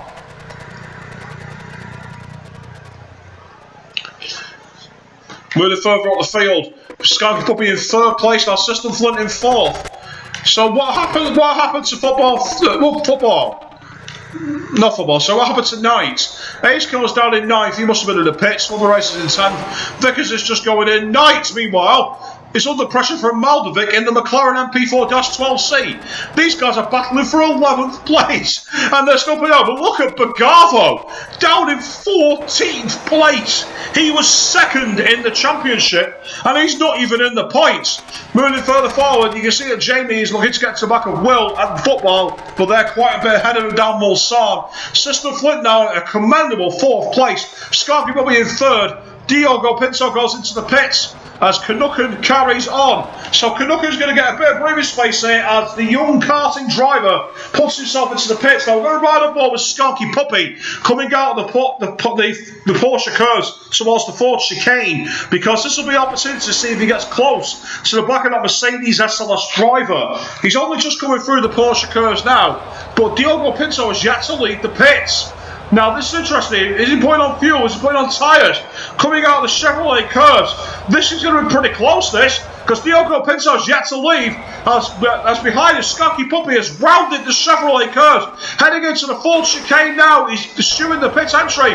Diogo Pinto has been held, Bagavo's coming to the pits ahead of him, and I think Skanky Puppy's going to go back ahead of him as a result of this, because Diogo Pinto has not left the pit. Has Diogo Pinto got a problem here? No, Diogo Pinto, his pitman's finally left, so Diogo Pinto drops down to 3rd place. He was held for an awfully long time in the pits there. That allowed Canucken to get ahead. So moving back through the field, it looks like Will has got ahead of Football 67611. So I'm not sure how that happened. Football was lost out, heading into Indianapolis.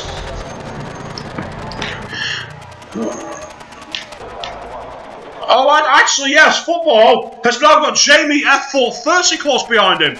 Meanwhile, Morphy7 says he reckons it's a much better gear ratio that was keeping Football in the lead. And Hammy Mansell, meanwhile, is simply saying those Mercs are so fast on the straights, and they will be. That V8 grunt of that Mercedes power block really generating a lot of power, a lot of torque, and a lot of speed.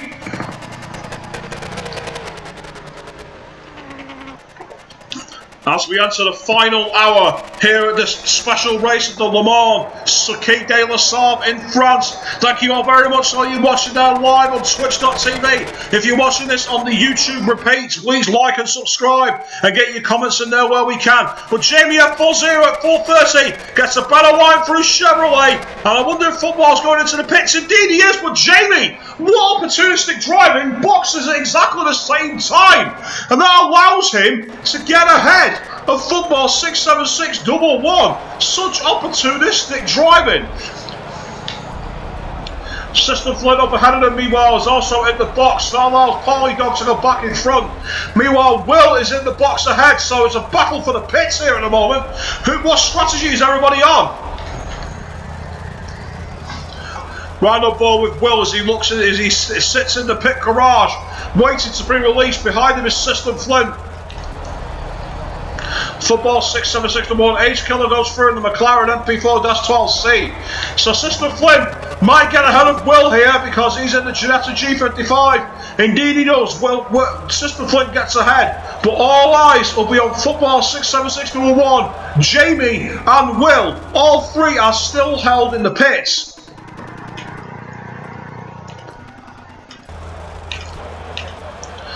Neither driver's been released yet. Behind them, meanwhile, Maldovic in the McLaren MP4-12C, just coming through the Chevrolet curve.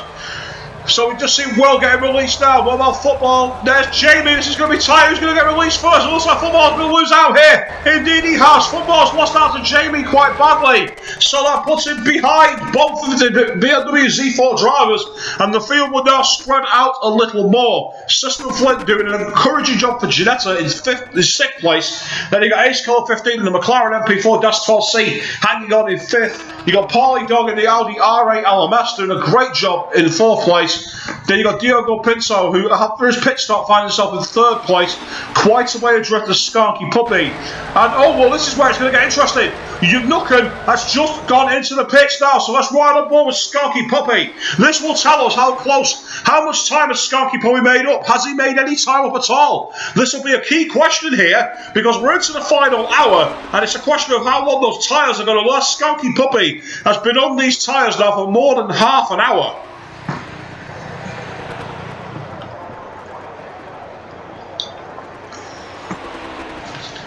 Skanky Bobby in 2nd place, riding down through the Chevrolet curves towards the Ford chicane. Up ahead, meanwhile, still in the pits, it's Nucken and his pit man's not gone away. Oh, but interestingly, Skanky Bobby's back in. Skanky Puppy is back in for another pit stop. Right, well in that case then, all eyes on Diogo Pinto. This is going to be really interesting.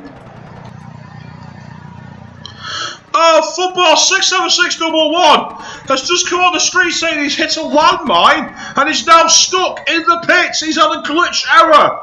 That's unbelievable after the driving that you put on with Will. Such a magnificent race has come to an end in catastrophically bizarre fashion. Massive commiserations to you. Skanky Puppy is in 2nd. He's still in the pits, so Diogo Pinto goes into 2nd place. Nucken, meanwhile, has retained the gap by quite a long way. So, football, where did you hit that error? Where did you hit that thing that caused the problem? Because it seemed like all was fine, but then when you got into the pits, it all changed. Diogo Pinto hanging on in 2nd place. We've got Skanky who's still in the pits, actually. Now, does this put him under threat from Paulie Dog? Don't think so, because Paulie Dog's only just going through the Porsche curves. But Skanky Puppy is still in the pits.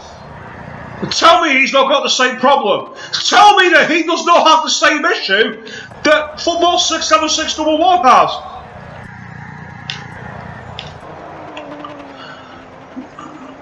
Meanwhile, Football 67611 is asking what happened to Killer Ramsey. I don't know, actually, but that means he's out of the championship hunt. Oh, Skanky Puppy's been released. Skanky Puppy's coming out of the pits. There's Paulie Dog. It's just about to start the Ford chicane, so Skanky Puppy avoids being overtaken, but that was close. For a moment, a dreadful moment, I had a feeling Skarky Puppy might have followed Football 67611 out of the race in the most bizarre fashion possible. 54 minutes remain here at the Circuit de Lausanne in France. Thank you all very much for watching live and exclusive on Twitch.tv. If you've got anything that you want to say on the chat box, please feel free to get them into us.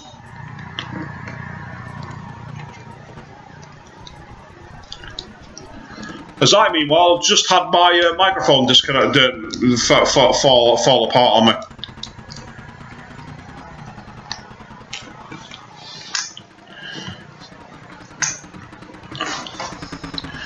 Still, I might as well take advantage and actually use it in a much better way. Actually, it's a much easier microphone stand to hold. Didn't realise that actually happened, would you believe? So Diogo Pinto now in second place. He's got in first place Nukken, who's gone through Mulsanne already, so he's got a decent gap there on Diogo Pinto. Diogo Pinto's quite far behind. Meanwhile, we've then got in third place Skanky Puppy, who's missed the Forza chicane. Skanky Puppy straight line the Forza chicane. That's going to slow him right down. Now, will that allow Paulie Dog to get close to him? Meanwhile, Morphe 7s is blaming PS4 equipment for the disconnection. Do not start the console wars. It will end badly for you. So meanwhile, Paulie Dog now looking to try and get close to the back of Skarky Puppy. Skarky Puppy on the offensive here, really attacking as much as he can.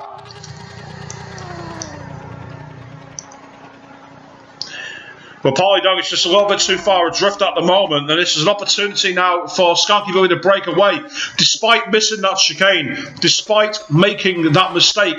Diogo Pinto is second, and Nukken way out in front, so the field has unfortunately spread out a bit.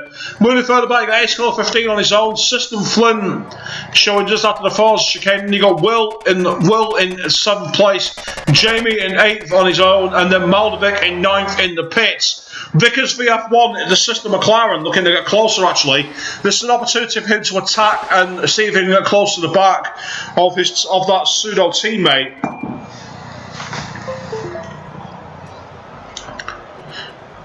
Meanwhile, I'm having some problems here. My microphone keeps on disconnecting from me.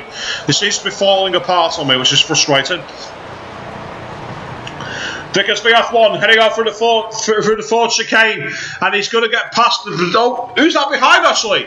Vickers has been followed by Maldovic, who's now in 10th place. And that's... So who's ahead? I'm not sure who that is that split the McLarens. Oh! It's the leaders. They've lapped the back of Vickers. That's who that is. I was getting confused then. I'm like, who's that?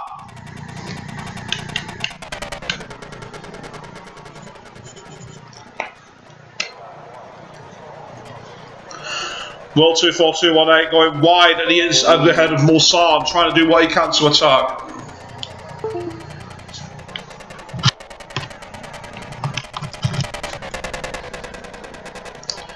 Sorry there, viewers, I just got a message saying my microphone had broken. Everything's going wrong, it's unbelievable. And Morphe saying, yeah, forget the PS4 equipment, blame your mic. My mic's good quality actually, it's just unfortunately all the pieces holding together started falling apart on me. I don't really know why. So Ace Color 15 now in 5th place trying to attack the back of the 4th place man Paulie Dog, but it's quite a way adrift actually. Then in 3rd place got Skanky Puppy heading into the Ford chicane, trying to catch up to Diogo Pinto, who's already on Mulsanne, and slowly catching up to the back of Nukken, but not really close enough at the moment in time to take full advantage.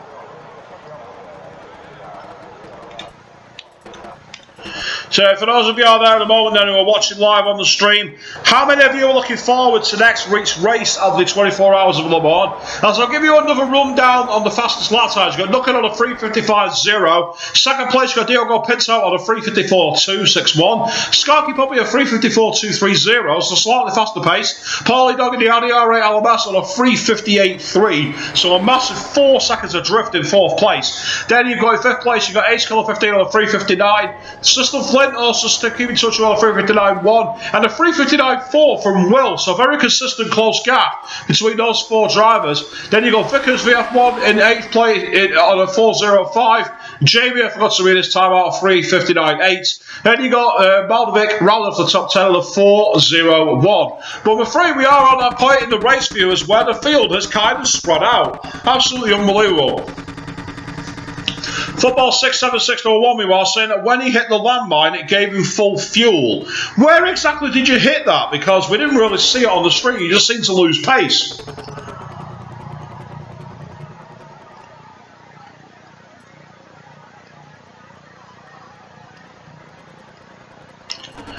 We are System Flint and the Jetta G55 going through Tetra Rouge. Quite a long way out on his own at the moment. And then you've got 8th, 7th place, Will 24218. Slowly catching up to the back of that System Flint and the Jetta actually.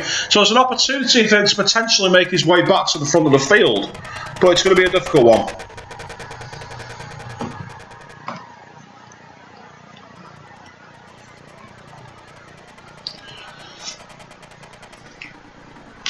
Moving back through the field, you've got Jamie F430 in 8th place, Vickers VF1 in 9th. Then down in 10th place, not too far adrift actually, is Maldovic. So we'll stay on board with the McLaren MP4-12C drivers for now. And hopefully we'll get the field to bunch back towards together. We've got 48 minutes to go here at the Circuit des Lassards in Le Mans, France. And after all the close battles we've had, maybe it's time for us to enjoy a quick breather. Yeah, quick being the key word nowadays, drivers. Vickers VF1 and the McLaren MP4-12C trying to catch up as close as he can to the back of Jamie F430. Behind him, meanwhile, is Maldovic in the system McLaren MP4-12C at the foot of the points. Football 676 the wall saying to his right when Will passed him at the tight right-hander. I'm guessing you mean Indianapolis by that after the long straight, so we didn't catch that on stream, we didn't see how that pass actually happened. But what we do know is that you and Will had a very, very fun race to watch, and there's lots of that action for the replay on the YouTube channel. And again, if you are watching on the YouTube channel replay, be sure to hit like and subscribe.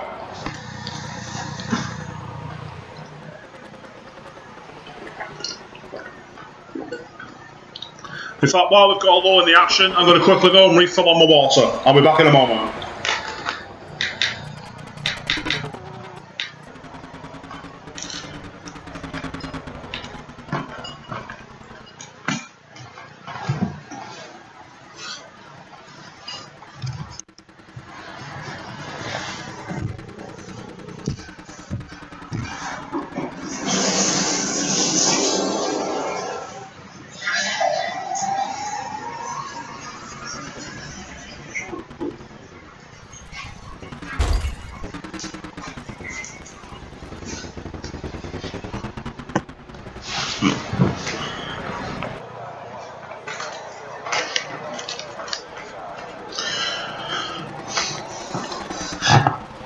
Yeah, the advantage of having your own apartment very close, I have a sink right next to my TV pretty much. So, we are back. And at the front of the moment, you got Duckin in first place. He's gone and lapped a few cars, actually, a couple of the McLarens.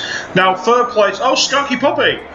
Skanky Puppy's back in the pits. What's going on here? Skanky Puppy was out in third place. He only pitted about 15 minutes ago. Now he's back in the box. What's going on here? Skanky Puppy down. The Ace Killer 15's gone ahead already. And System Flint in a Jetta G55 is threatening to get back in front of him here. System Flint looking to pass the RUF of Skanky Puppy. So what's going on? Why has Skanky Puppy gone into the pits again? Oh, he's coming dangerously close to the white line there. Skanky was so close to making a critical mistake and getting himself a penalty there. Well, that allows System Flint to start looking at the back of it. So all of a sudden, we might have ourselves another duel forming here. I wonder if he got put on the wrong tyres by his pit crew or something of that nature. Because Skanky Puppy to go into the pits so close at the pits in last time makes absolutely no sense at all. System Flint and the GP5 meanwhile is looking at the back of the RUF, trying to see if he's got an opportunity to attack here out of Tetra Rouge onto the Mulsanne straight, but Skanky Puppy has very much had his pace by a long way. Looking meanwhile at the track map, you can see the Skanky Puppy is just coming up to the chicane, and he's got ahead of him. Oh, we just see someone lose the session. Who was that? I didn't quite get who that was, but it looked like someone just left the session.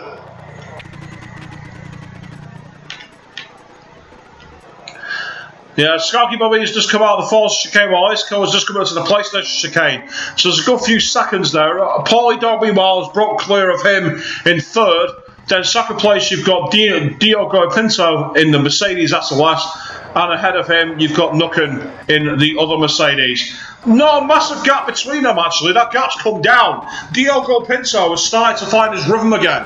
As you can see the McLarens are battling there, right at the back of the field. Let's go on board with that action, because that looks pretty tasty to me. Maldovic in the McLaren MP4-12C looking to attack the back of Vickers VF1, who's also in the McLaren. So once again, at the bottom of the points, right where no one expects it, we've got yet another duel. Into the fourth chicane, Maldovic trying to muscle his way past Vickers VF1. Behind them, meanwhile, is Diogo Pinto in the Mercedes SLS looking to lap the pair of them. 43 minutes to go here at the Circuit de la Sarthe in France, heading towards the Dunlop chicane, and you can see Diogo Pinto flashing his headlights there, trying to attack as Maldovic tries to muscle his way past Vickers into the Dunlop chicane over the crest. Maldovic pulls wide, gets totally out of the way, and might fancy using the back of Diogo Pinto to get a draft into the S's and attack the back of Vickers, but Vickers was caught at a fortunate opportunity and has not managed to lose out as he heads towards Tetra Rouge.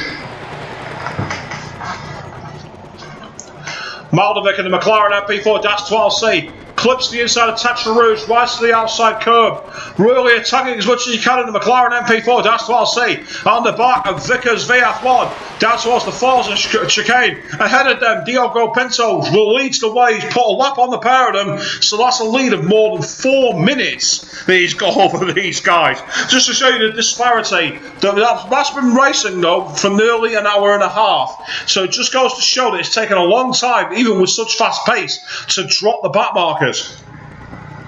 Into the false chicane, Maldovic taking a wider line there, almost like he's on a karting line in the rain. And speaking of that, where is the rain? The rain's not showed up so far as the sunlight starts to crash and the night starts to come towards an end.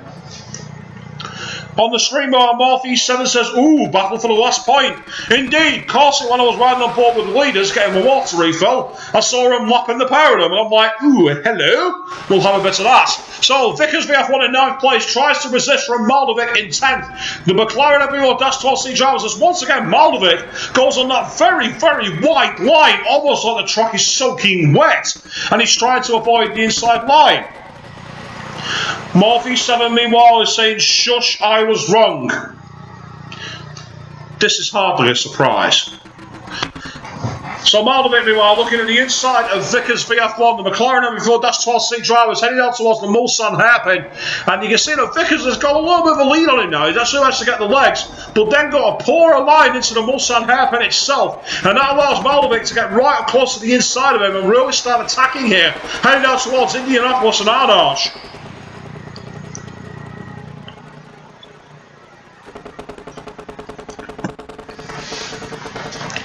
Maldovic, as the sun starts to rise here at the Circuit de la Sarthe in Le Mans, France, the night shift has come to an end.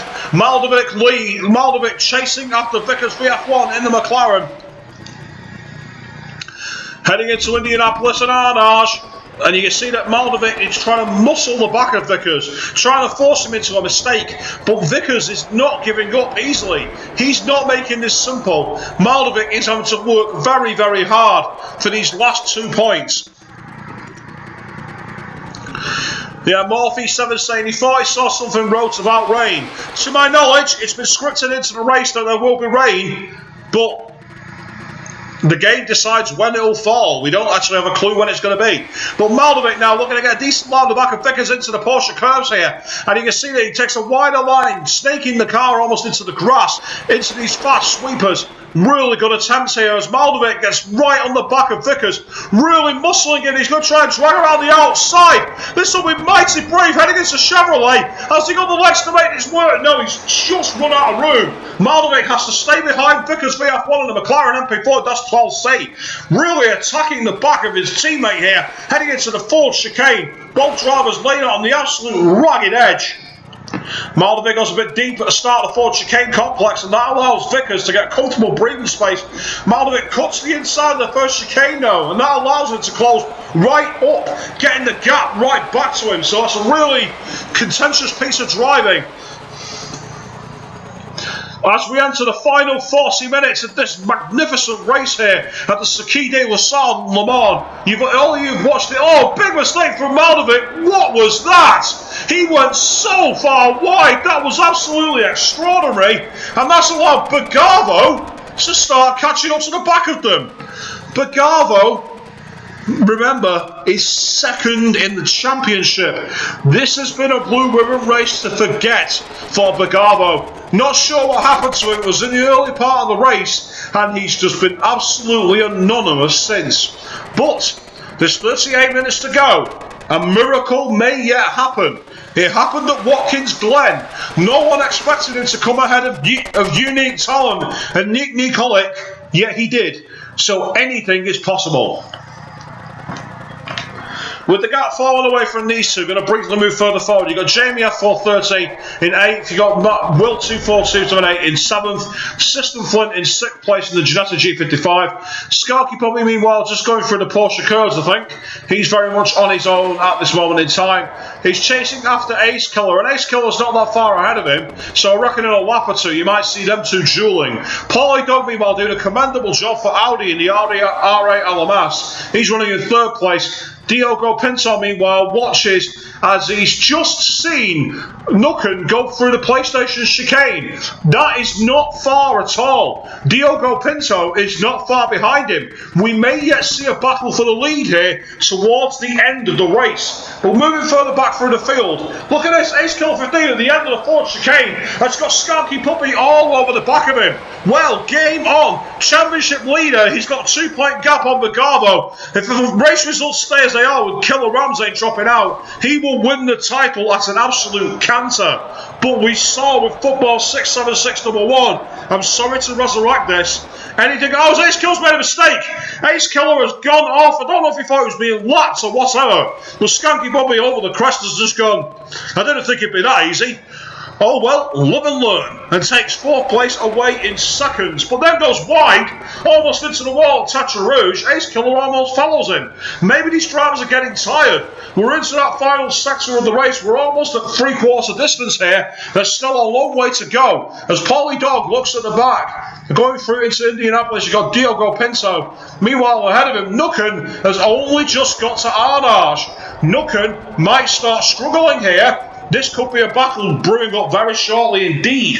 Going back through the field, System playing very much on his own, well on his own as well. You got Jamie F430 in 8th place. 9th place is Bergavo. 9th place is Bergavo. What the hell happened?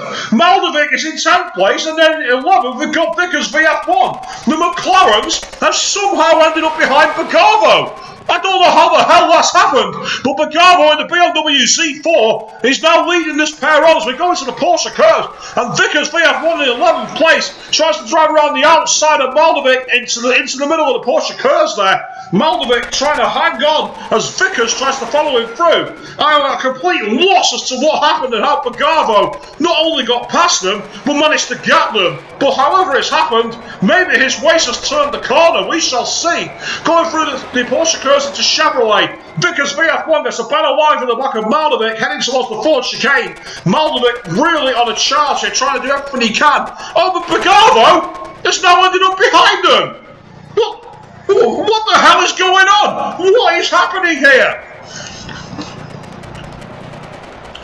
Can any of you people on the stream actually cast some light on this? Because I'm completely confused. Bergavo has now let them both through. He's in 11th place, Vickers is in 10th, Maldovic's in 9th. We've got a 3-car scrap. What is going on here? Oh, big mistake from Maldovic, who's gone well wide, and Vickers and Magarvo both go through, taking evasive action. These three drivers are all suddenly acting like it's a wet track and they're on slicks. No one has any grip, no one has any control. This is absolutely extraordinary.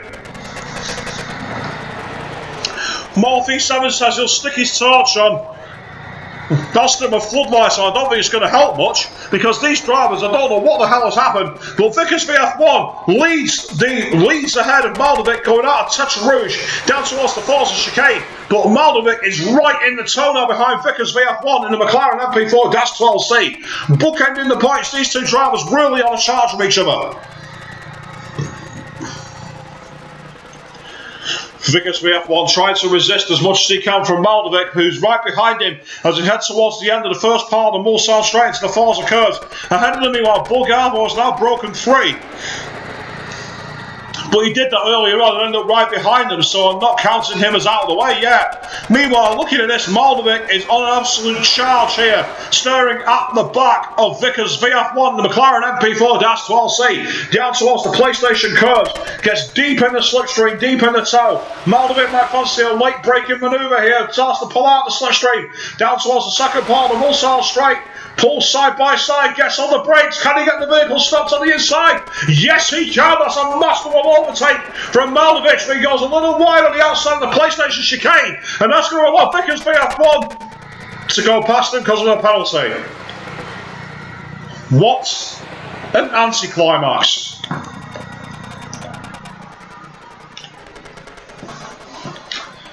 Moving further forward, you've got Will 27241. System Flint in 6th place. Ace Killer 15 in the McLaren MP4-12C as the sunlight starts to cross back over the horizon with 33 minutes to go. Meanwhile, Skunky Puppy is not too far away from Paulie Dog now, but he's got a bit of a poor ride through Tetra Rouge now, gone almost off the circuit, really had to dig in deep. Meanwhile, ahead of them, Diogo Pinto still trying to catch up to the back of Canucken. But Canucken leads on as they head out of Indianapolis and Arnage.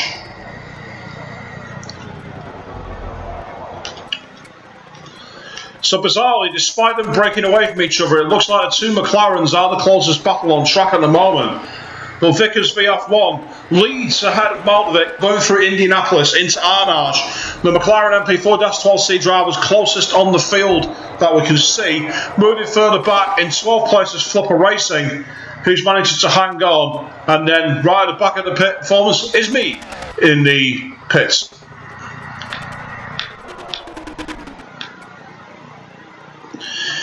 I want to stay on board with Skunky Puppy actually, because I think he's starting to get very close to the back of Paulie Dog. Unless that's a lap car in his way. It's a lap car, it's Flipper.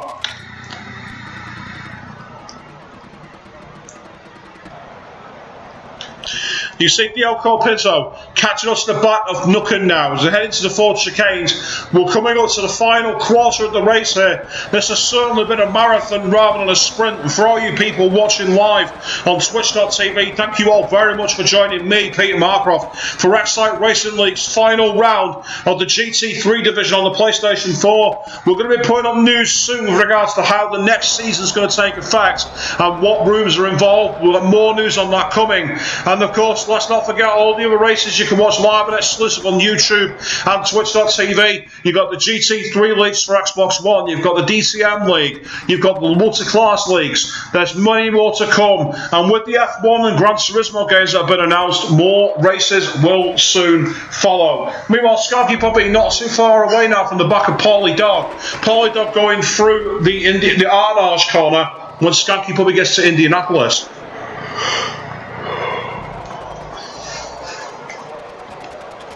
Skunky Puppy trying to close up to the back of Paulie Dog. Skunky Puppy really on a charge here. And unfortunately, we do have a field spread. The field has just reached that point where everyone's kind of away from each other. But meanwhile, System Flynn is looking to get after 8:15 the McLaren M4-12C. Looking at the lap times again, no real improvements at the top of the order for that on that front. Will on his own ahead of Jamie, and Jamie's way ahead of Pagavo. And behind him, meanwhile, the McLarens have also broken 3 of one another. So disappointingly, we're at that point. Meanwhile, Morphe7 asks if there's going to be an Assetto Corsa League. I actually don't know on that one is the answer, because I've heard mixed reactions from drivers on what to expect from the game. I've heard a lot of good things about the PC version of Assetto Corsa, but I've never actually played it, so I've no idea if it's any good or not. If any of you out there have played Assetto Corsa, please let us know, because I know that Assetto Corsa's got a good reputation, kind of similar to iRacing, but again, I've never played the game, so I can't tell you. Who knows, there might well be leaks that might happen. Again, it's not confirmed. Oh, we got disputing factual evidence here. Football 676-1 on the stream claims that Pinto is actually 13, not 14. Come on, Morphe, fess up. Were you wrong again?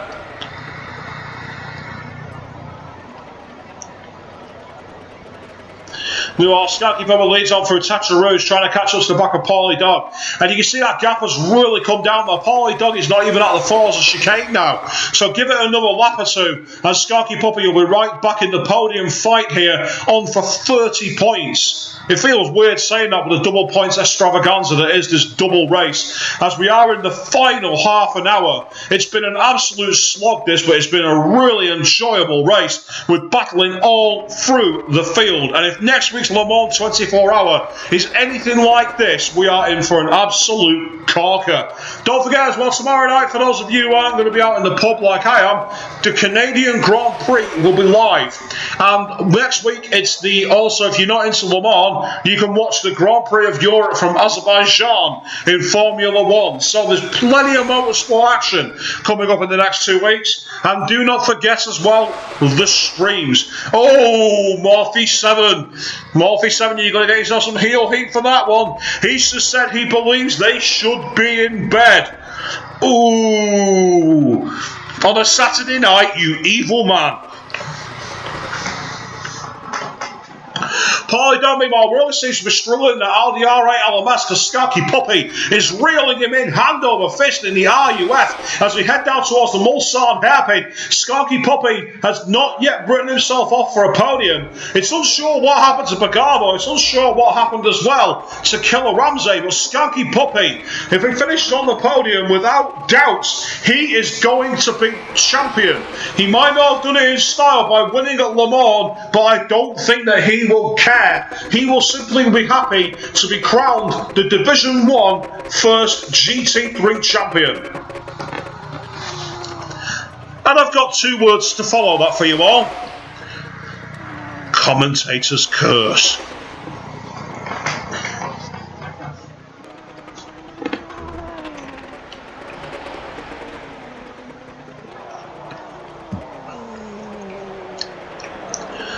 So Skanky Puppy gets a better line out of Ardarsh and Paulie Dog, who almost goes into the wall. Paulie Dog really under pressure now, as Skanky Puppy has started to really reel him in. The RUF driver outpacing the Audi R8 LMS driver at this moment. Heading out towards the Porsche curves, Skanky Puppy has really got the attack on here, doing a great opportunity. Heading into the Porsche curves, clicks the inside line, gets a decent tight inside performance, rides the smooth curves beautifully, and you can see that Paulie Dog is really struggling now. That gap has come right down. There's barely anything between them as we head towards Chevrolet, and the light of the sun has started to cross back over the horizon. 26 minutes remain of this epic race here at the Circuit de la Sarthe in Le Mans, France, and Skanky Puppy is catching up very, very quickly indeed. Heading out the Ford chicane, Skanky Puppy might fancy an opportunity here, because Paulie Dog is really under pressure. Look at how much slower furious through the chicane. Skanky Puppy has got right under his wing in the RUF. Great opportunity now to attack down towards the Dunlop chicane here.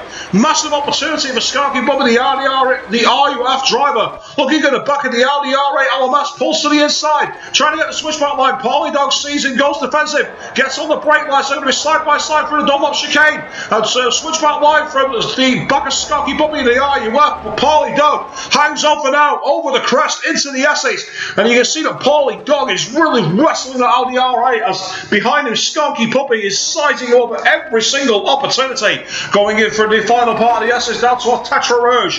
And Skanky Puppy is on the absolute aggressive offensive here. Rides wide, cuts the inside curve, bounces over the curve on the outside. That might ruin his traction as we go onto the Mulsanne straight towards the falls of chicane. Great opportunity for Skanky Puppy as the daylight crossed the horizon. Gets to the slipstream, headlights ablaze, pulls out of the slipstream side by side with the RDR8 LMS. I get the feeling that Polly Dog might well find himself on the rev limiter here, and Skanky Puppy out drags him with absolute ease down to the falls of chicane. All he's got to do now is stop the car, and he'll be able to romp away. Heading off the falls of chicane, and you can see that Polly Dog has fallen back away from him, and that is very much Skanky Puppy's. Moving up ahead, meanwhile, let's see where the two Mercedes drivers are, because Nukken, I don't know how this has happened, but off screen, Nukken has lost the lead. Diogo Pinto is now in first place. Second place is Nukken in the Mercedes SLS. Maybe he made a mistake, maybe he went off the track. Whatever it is, Nukken is now behind the other Mercedes SLS driver of Diogo Pinto. Heading through the Porsche curves, grinding through into Chevrolet as we get to the final leg of this race. Barely just over 20 minutes left here at the Le Mans, the Circuit de Roissy home at the Le Mans 24 hours. Riding on the outside, the coming there is that beautiful performance of Nukken, closing the gap to Diogo Pinto into the Ford chicane, who goes a bit close to the inside curves. Nukken follows him, potentially gaining an advantage there, wants to avoid getting a penalty from the game that slows the car down. Throwing people out there on the street so far. What have been your favourite moments of the race? What have you enjoyed, and what do you want to see more of in terms of Excite Racing League, if you're not already watching all the other streams, that is. And again, if you're watching this live on twitch.tv, thank you all very much for joining me, Pete Markroft, here for this epic season-ending race in the GT3 division. Heading into the S's, Nukken tries to catch up to the back of Diogo Pinto, who started to pull away a little bit, but Nukken did that earlier on and was able to claw it back. So Nukken's not going to give up as we head into Tetra Rouge. 23 minutes remain on the clock.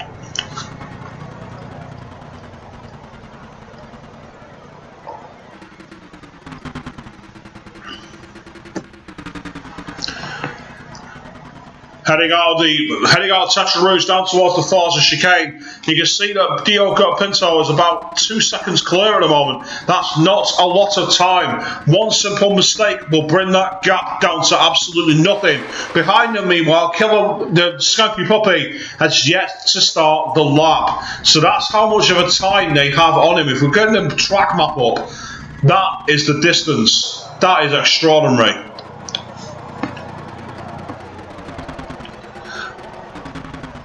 Off the falls chicane, down the Mulsanne straight towards the PlayStation chicane. Nukken seems to have closed the gap a little bit, actually. In fact, Diogo Pinto, I don't know if he's made a mistake, but that gap has come right down. And now Nukken might possibly be just on the cusp of getting a tow here. And if he is, that might allow him to be able to get close. On the streamway, while Northeast has about 7 laps to catch, more like 5.5. The lap times here at the moment, they're in the 3:55s.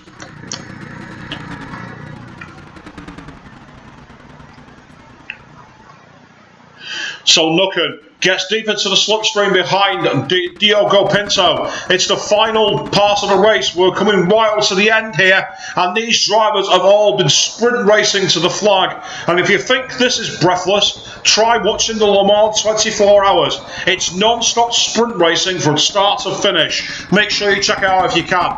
Meanwhile, Nukken looking to get deep into the toe, trying to use this long straight down towards Indianapolis and Ardage to pull into the slipstream of Diogo Pinto. Penso and put him under pressure to try and force that mistake and take the lead and victory. These two drivers the closest on circuit in terms of outright pace, so we'll stay with them for now, heading into the kink before Indianapolis. And you can see Diogo Pinto starting to feel the pressure. This is very much towards the end of the race, kind of similar to how Max Verstappen would have felt when Kimi Räikkönen was chasing after him at this season's Catalonia race in Spain. Going through Arnage and Nukken looking to get very, very close to the back of Diogo Pinto. The Mercedes SLS drivers battling each other as much as they dare. Right on the ragged edge, heading towards the Porsche curves, and Nukken getting a slightly better leave off the corners, slowly dragging himself to the back of Diogo Pinto. There's not much between them as we head into the Porsche curves. Diogo Pinto has not yet got the rosary for this race. Nukken wants to take it away from him. Getting the car both wheels on the outside curb, and look how close they are now. Going through the Porsche curves down towards the Ford chicane. Well, Murphy, you've got 7 laps to catch. He's taken nowhere near that. Nukken is right near the back of him as they go for a Chevrolet down towards the Ford chicane. This is a great opportunity for Nukken and also for the lead driver at the moment, Diogo Pinto. In the warm daylight here at the end of the Ski de la Salle, the home of the Le Mans 24-hour, Nukken attacking as much as he dares, trying to get as close to the back of that sister Mercedes, heading through the kink down towards Dunlop chicane. The gap has slowly decreased. There's not much between them as we are into the final 20 minutes. Oh, Nukken spun! Nukken has dropped in the Dunlop chicane! Nukken has undone all his good work! Stormtrooper quadruple 9 came on to say that's only 5 laps to go, and that, whether that was the cursor, that I don't know, but Nukken is now all over. He's right behind Diogo Pinto. Dio will be looking in his rearview mirror and punching the fist into the air with delight. That critical mistake has gifted him about 5 seconds, and that might be enough for him to be able to buffer and hang on to the end of the race.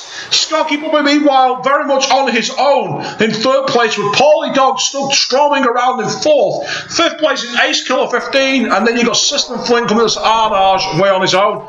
Will coming up to Indianapolis in 7th, then you've got Jamie Ultimulsan in 8th, Maldovic in 9th, and then Bagavo just leaving the pits in 10th place, but behind him, Vickers VF1 in the McLaren MP4-12C. He's going to come out mightily close to him. This is going to be unbelievably tight here between these two drivers. Coming out of the pit lane, where is Vickers? Where is Bagavo? Bagavo's just leaving the pit box now. These two drivers are very close together, and Maldovic will be bearing down him at full speed as Bagavo goes wide and Dunlop on cold tyres. And then Vickers spins it under pressure. Has someone dropped some oil down in that chicane, possibly? Because that's 2 drivers in 1 lap that have gone around there, and that's 2 races that have pretty much ended at 1 corner. Unbelievable. Oh, Morphe 7 can say on the screen, meanwhile, is ouch, and Stormtrooper quadruple 9 is just winking his eyelash as if to go, yes, I did that. I hope you're proud of yourself. So meanwhile, moving further forward, Paulie Dog in the Audi R8 LMS, nowhere near the back of Skanky Buppy and Tetra Rouge, but then again, we've seen the mistakes that have happened. Look at Nukken, who was closing hand over fist on the back of Diogo Pinto, dropped it at the Dunlop chicane and lost all over this. Stormtrooper Trouble 9, meanwhile, simple says seems like oil. Yeah, I can't think of anything else because there's certainly no rain, despite what Morphe promised us a long time ago.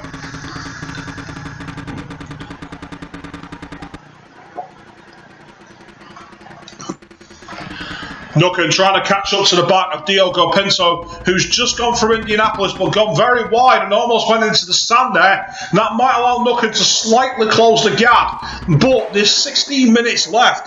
Has he got enough time to be able to close that gap and avoid making any more mistakes? Behind them, meanwhile, there's not much. Unfortunately, the field again is spread out, primarily because too many drivers have been losing it on the grip.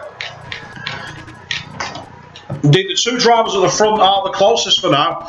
Meanwhile, Morphe 7 says maybe short fuel like last week. Not sure quite what you mean by that. A track like Le Mans, the last thing you want to do is short fuel yourself. You don't want to be stuck out of fuel at Mulsanne. Try pushing your car back to the pits from there. By the way, in case you're wondering how long that is, that's actually 4 miles. And yes, I've walked it. It hurts.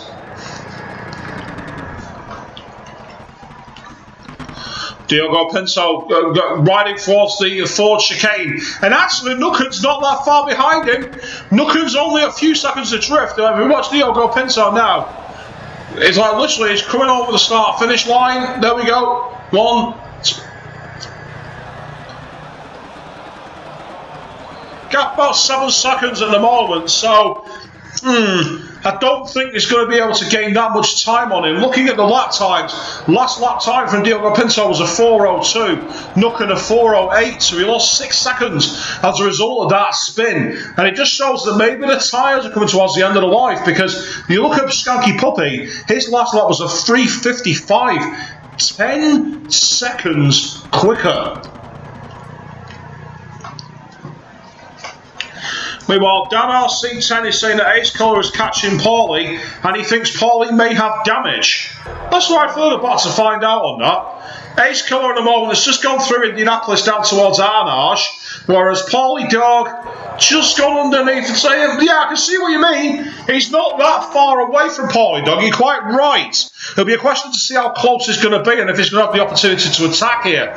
Meanwhile, Skanky Bobby has lap more than the McLarens. I think that's Vickers VF1, so he's now safely in 3rd place. Now, Nucken, meanwhile, is he falls a chicane for the Diogo Pinto. Nucken. Just going for the chicane at the end again. I'm not sure he's quite doing enough. Oh, he's certainly not doing enough now. He's dropped it again at the second part of the Forza chicane. I think Nucken has torched his tyres. Now, the problem he's got here is that Skanky Puppy has just gone over the pit line. Now, that's a long way apart thus far. That's about a minute apart. But if he keeps dropping it like that, again, we're going to... Skanky with his last lap time again was a 3:55. So he's not losing any pace. Going back, meanwhile, Paulie Dog is under serious pressure here. Ace Killer is very close to a good spot down RC10. He's really near the back of it now, so we'll remain on board with the McLaren MP4-12C driver. Don't count Skanky Puppy out of overtaking Nucken, because I think Nucken's cooked his tyres, because that's 2 spins now he's had at the chicanes. Admittedly, I spin all the time, so I can't criticise this driver.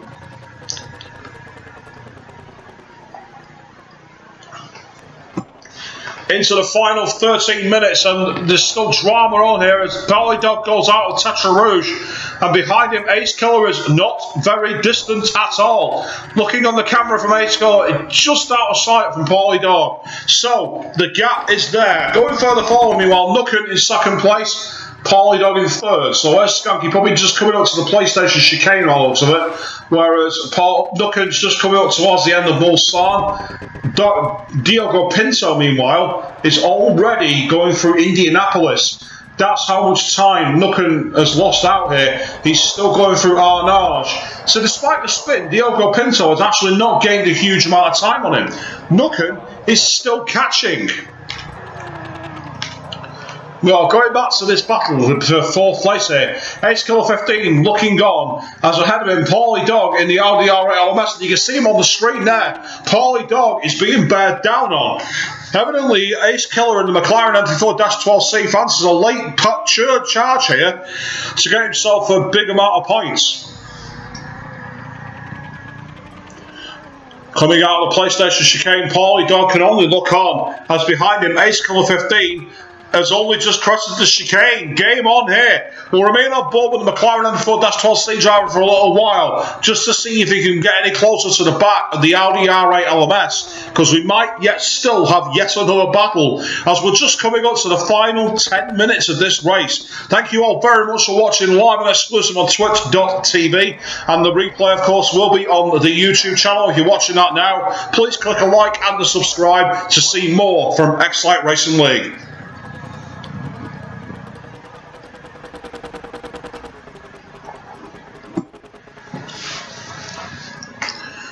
Ace Killer 15 going down towards Indianapolis, and you can see that ahead of him, Paulie Dog has just gone through the fast kink.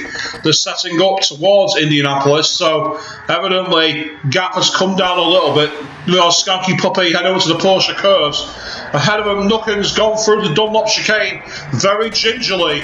Meanwhile, Diogo Pinto is heading up towards Tetra Rouge. So these drivers are all trying to nurse their cars here by the looks of it. Paulie Dog just going through Arnage. Behind him, Ace Killer much closer. That gap has certainly gone down. On the screen, Stormtrooper 999 is saying the leader seems to be saving his tyres thanks to the second spin. I absolutely agree with you. It certainly seems that way because we've seen the mistakes that Nucken made. There's no real reason for Diogo Pinto to go pushing now. He might as well react to the pace rather than lead it. So obviously it's like when you're out in the rain. When you're leading in a wet race, you're better off letting others go into go in and put the dry tyres on. And if they start spinning, you've lost nothing. If they start closing the gap, you've got time to react. That's the way that I would drive it if I was out there on the field at the moment. Ace Killer 15 coming off Chevrolet down towards the Ford chicane. Meanwhile, ahead of him, Paulie Dog just starts it. So there is a gap there of about 4 seconds between Paulie Dog and between the Ace Killer 15 and the McLaren M12-12C. Going through the Ford chicane, I want to see what the kind of lap time comparisons are. As Ace Killer is very wide there, that's going to compromise his exit quite badly. Look at your lap times of 3:59, so there's not actually that much between them. Paulie Dog is starting to respond. However, the big news is, look at this. On that last lap, Nucken took a 4:09, Skanky Puppy a 3:54. Skanky Puppy, don't count him out.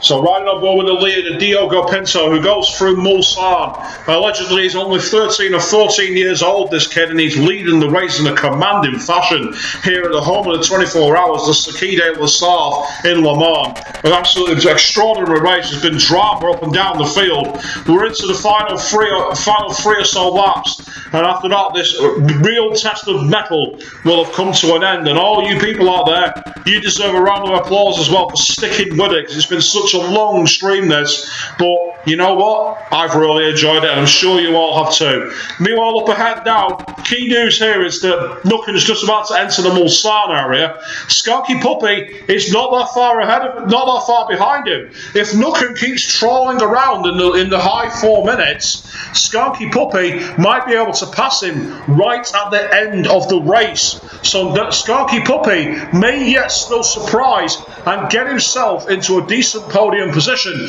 He's already guaranteed the podium pretty much as it is, but to get second would be very much a case of against the odds.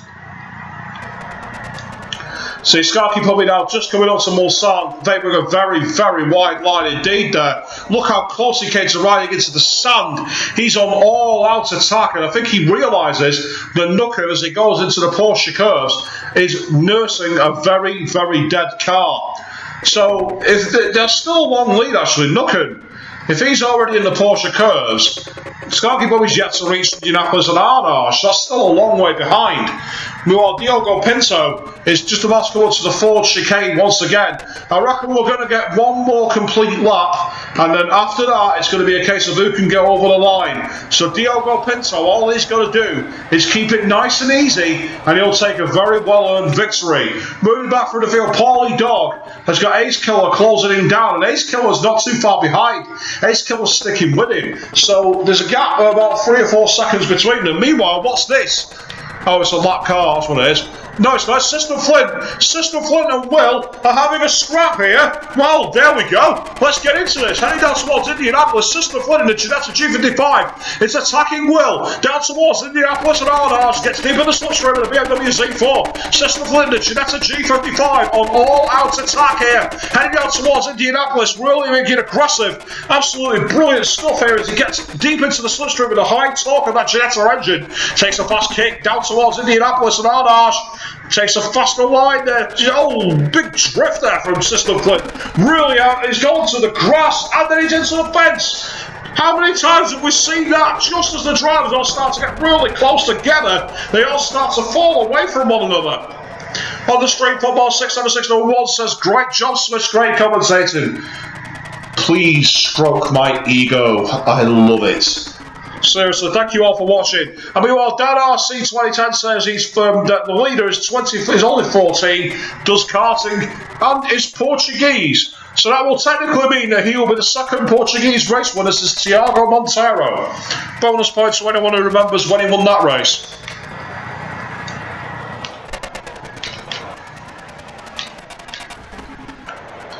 System Flint really a bit out of grip going through Porsche curves there, and evidently will be breathing a sigh of relief because System Flint was all over him like a very much unwanted rash. Meanwhile, this is interesting. Ace Killer 15 is closed right up as we are into the final 5 minutes. Skarky Poppy can only look on as he chases after Nukken, who's very much behind Diogo Pinto. So all action is very much in. Look at how close Ace Killer 15 is to Paulie Dog. He's got 5 minutes to catch up and take that position to go through the S's down towards Tetra Rouge. A great opportunity for the McLaren MP4 -12C driver. Quickly flicking back to the battle between System Flint and Will. Will's got the better line out Dunlop, and that allows him to get a bit of a gap. So right off Tetra Rouge, you can see that Ace Killer 15, the McLaren MP4 -12C, heading out towards the Forza chicane, is really attacking as much as he can, really getting aggressive, really pushing that car down, is getting slammed really in the slipstream, really attacking, right on board briefly. You can see that's all the gappage between them, there's not much there. Ace Killer 15 will be watching, trying to go all out attack as he gets on the brakes a little later than Paulie Dog, heading into the Forza chicane, and Paulie Dog really seems to be struggling here, and Ace Killer 15 now has got a great opportunity getting into the slipstream. They're not going to get round to get onto the slipstream again. So this is the last chance really for Ace Killer 15 as he gets deep in the slipstream. And Paulie Dog in the RDRA LMS heading towards the PlayStation chicane. And Ace Killer 15 is really on it here, attacking all out as much as he can, heading into the PlayStation chicane. You can see that Ace Killer 15 takes a wider line on entry, but then takes a smoother line in the middle part of the corner as Paulie Dog gets all out of shape there, loses a lot of traction. And look at Ace Killer 15, he's closer than he's been for a long time, gets deep in the draft NASCAR style, heading towards the Mulsanne hairpin. This is a great opportunity for him to be able to blast past and take a well-deserved 4th place side by side with Paulie Dog in the RDRA LMS. Whatever you do, don't hit each other off now, not in the final 3 minutes of the race. And you can see that Ace Killer 15 takes the inside line, Paulie Dog goes wide, Ace Killer 15 is going to be pushed, a bit of contact there, Paulie Dog has hit the back of Ace Killer 15. Ace Killer 15 managed to retain 4th place for now, but Paulie Dog in the RDRA LMS, the hunter, becomes the hunted, and Ace Killer 15 is very much side by side, heading out towards the Indianapolis and Arnage corner. Both guys are so close. Paulie Dog riding on board as we head down towards the King before Indianapolis and the Arnage. Ace Killer 15 being cheered on by Football 676 number 1, saying go Ace, heading into Indianapolis and Arnage. Paulie Dog in the RDRA LMS trying to attack as Ace Killer 15 gets out of shape. Contact between the RDRA LMS and the McLaren MP4 -12C. Paulie Dog goes through into Arnage. Ace Killer 15 will not be happy about that, and I get a feeling Ace Killer 15 will be back on the charge as Paulie Dog goes wide at Arnage, and that allows Ace Killer 15 to get better traction down towards the Porsche curve. They're side by side. This is breathless stuff here, and Paulie Dog in the RDRA LMS manages just about hang on for now, but meanwhile Ace Killer 15 side by side still drag racing down to the Porsche curves. What a way to end this race here. It's been 2 hours, but Ace Killer 15 slots ahead into the wide, but then goes wide at the start of the Porsche curves. That might allow Paulie Dog to fight back into him, heading through the second part of the Porsche curves. Just 2 minutes left in this race, a 2-minute warning, and these guys are side by side, bumper to bumper, head to tails. Absolutely amazing stuff, heading through out of the Porsche curves into Chevrolet. Ace Killer 15 going a little wide, Paulie Dog drifting the car as much as he dares, heading towards the Ford chicane. This is the last opportunity for Paulie Dog to attack, the last shot he's got. After this, it's all over. Heading in towards the Ford chicane. Paulie Dog not quite close enough to attack Ace Killer 15, and Ace Killer gets a better line off the end of Ford chicane. Meanwhile, at the same time, Stormtrooper Double Nut and One Eye says rubbing is racing. Rubbing itself might be, but if you push someone, that's different. Rubbing and pushing are completely different, but it's moot. Because the key thing is, Ace Killer has started to break away, and that is a very well fought 4th place. Up ahead, Skanky Puppy, meanwhile, looking at trying to chase after Nooken, but it's going to be a fruitless endeavour. Nooken is going to hang on despite his sick car. He's in the 4 minutes, along with Diogo Pinto, whereas Skanky Puppy is the fastest man on track by a country mile. But it's not the point. That extra pit stop has what's cost him. Skanky Puppy is in third. Meanwhile, Ace Killer 15 has really broken away from Polydog as they go down the Mulsanne straight here. Only 45 seconds to go before we are timed out. Ace Killer 15 on the final lap. Looks like he's managed to do the job. Moving further back, meanwhile. You got Will in 6th place, being chased by System Flint through Tetra Rouge, but System Flint's not close enough to attack. Jamie on his own in 8th, and then in 9th place is Vickers. 10th place, a great result for Flipper Racing, who's managed to hang on, and Bagavo in the end retired. Well, this means one thing, because Bagavo is retired out of the points, and because we also saw the retirement of the RUF of Killer Ramsey, it means that the championship winner is going to be Skanky Puppy, and the race winner is Diogo Pinto. We are timed out. The race comes to an end. We're on the final lap here, and it's been a grueling 2-hour endurance, but Diogo Pinto takes a beautifully deserved first place. Nooken, meanwhile, does well to hang on in second. The Mercedes getting a 1-2. Then you got the RUF for Skanky Puppy, who wanted to get the 50 points to really christen his authority on this championship, but it does not matter. He's going to come ahead, and he's going to finish in third place, and a magnificent championship performance. Ace Killer 15, meanwhile, in 4th place, has done well to fend off Paulie Dog after catching him hand over fist, rubbing wheels, bashing tyres, and taking that critical place. Meanwhile, Will, 4-2-1-8, is going to hang on in 6th place at the moment, and then we've got System Flint in 7th in the Ginetta G55, Jamie, Vickers, and Flipper. So we've got the 2 leaders have crossed the line already. Nooken and Diogo Pinto have both gone through. Skanky Puppy, meanwhile, is coming through to complete his final lap on his championship race. It's been an amazing performance.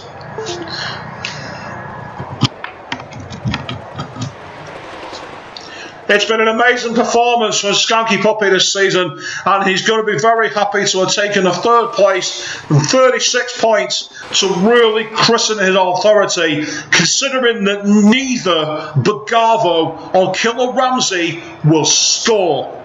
Meanwhile, on Football 67611, well, fancy yourself as a comedian, do you? Says he doesn't need his girlfriend tonight because he's been screwed by Project Cars. I didn't realise it was that bad. Meanwhile, in 4th place, you can see that Ace Killer 15 is going to probably just about hang on, coming out of the Porsche cars at Chevrolet. He's got a good 3 or 4 seconds now on 5th place. Paulie Dog in the Audi R8 LMS. All he's got to do is make sure he does not screw up the Ford chicane. We see stranger things happen. Meanwhile, Morphe7 simply giggles at the joke from Football 67611. Well, if you're not going to laugh, you're going to cry. So Ace Killer 15 weaves side to side and to take a commendable 4th place. And then Paulie Dog, who were disappointed to have lost out on what was pretty much the final lap, but a great performance to 5th. Well, meanwhile, he had to have a dogfight with Football 67611 earlier on, but he's managed to hang on to take a very well fought 6th place.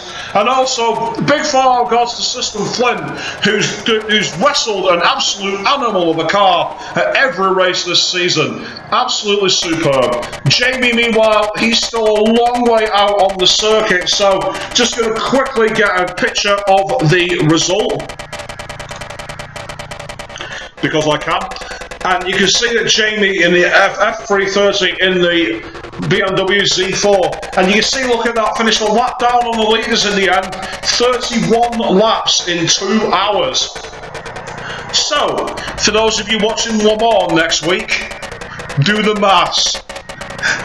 360 laps is what it would take.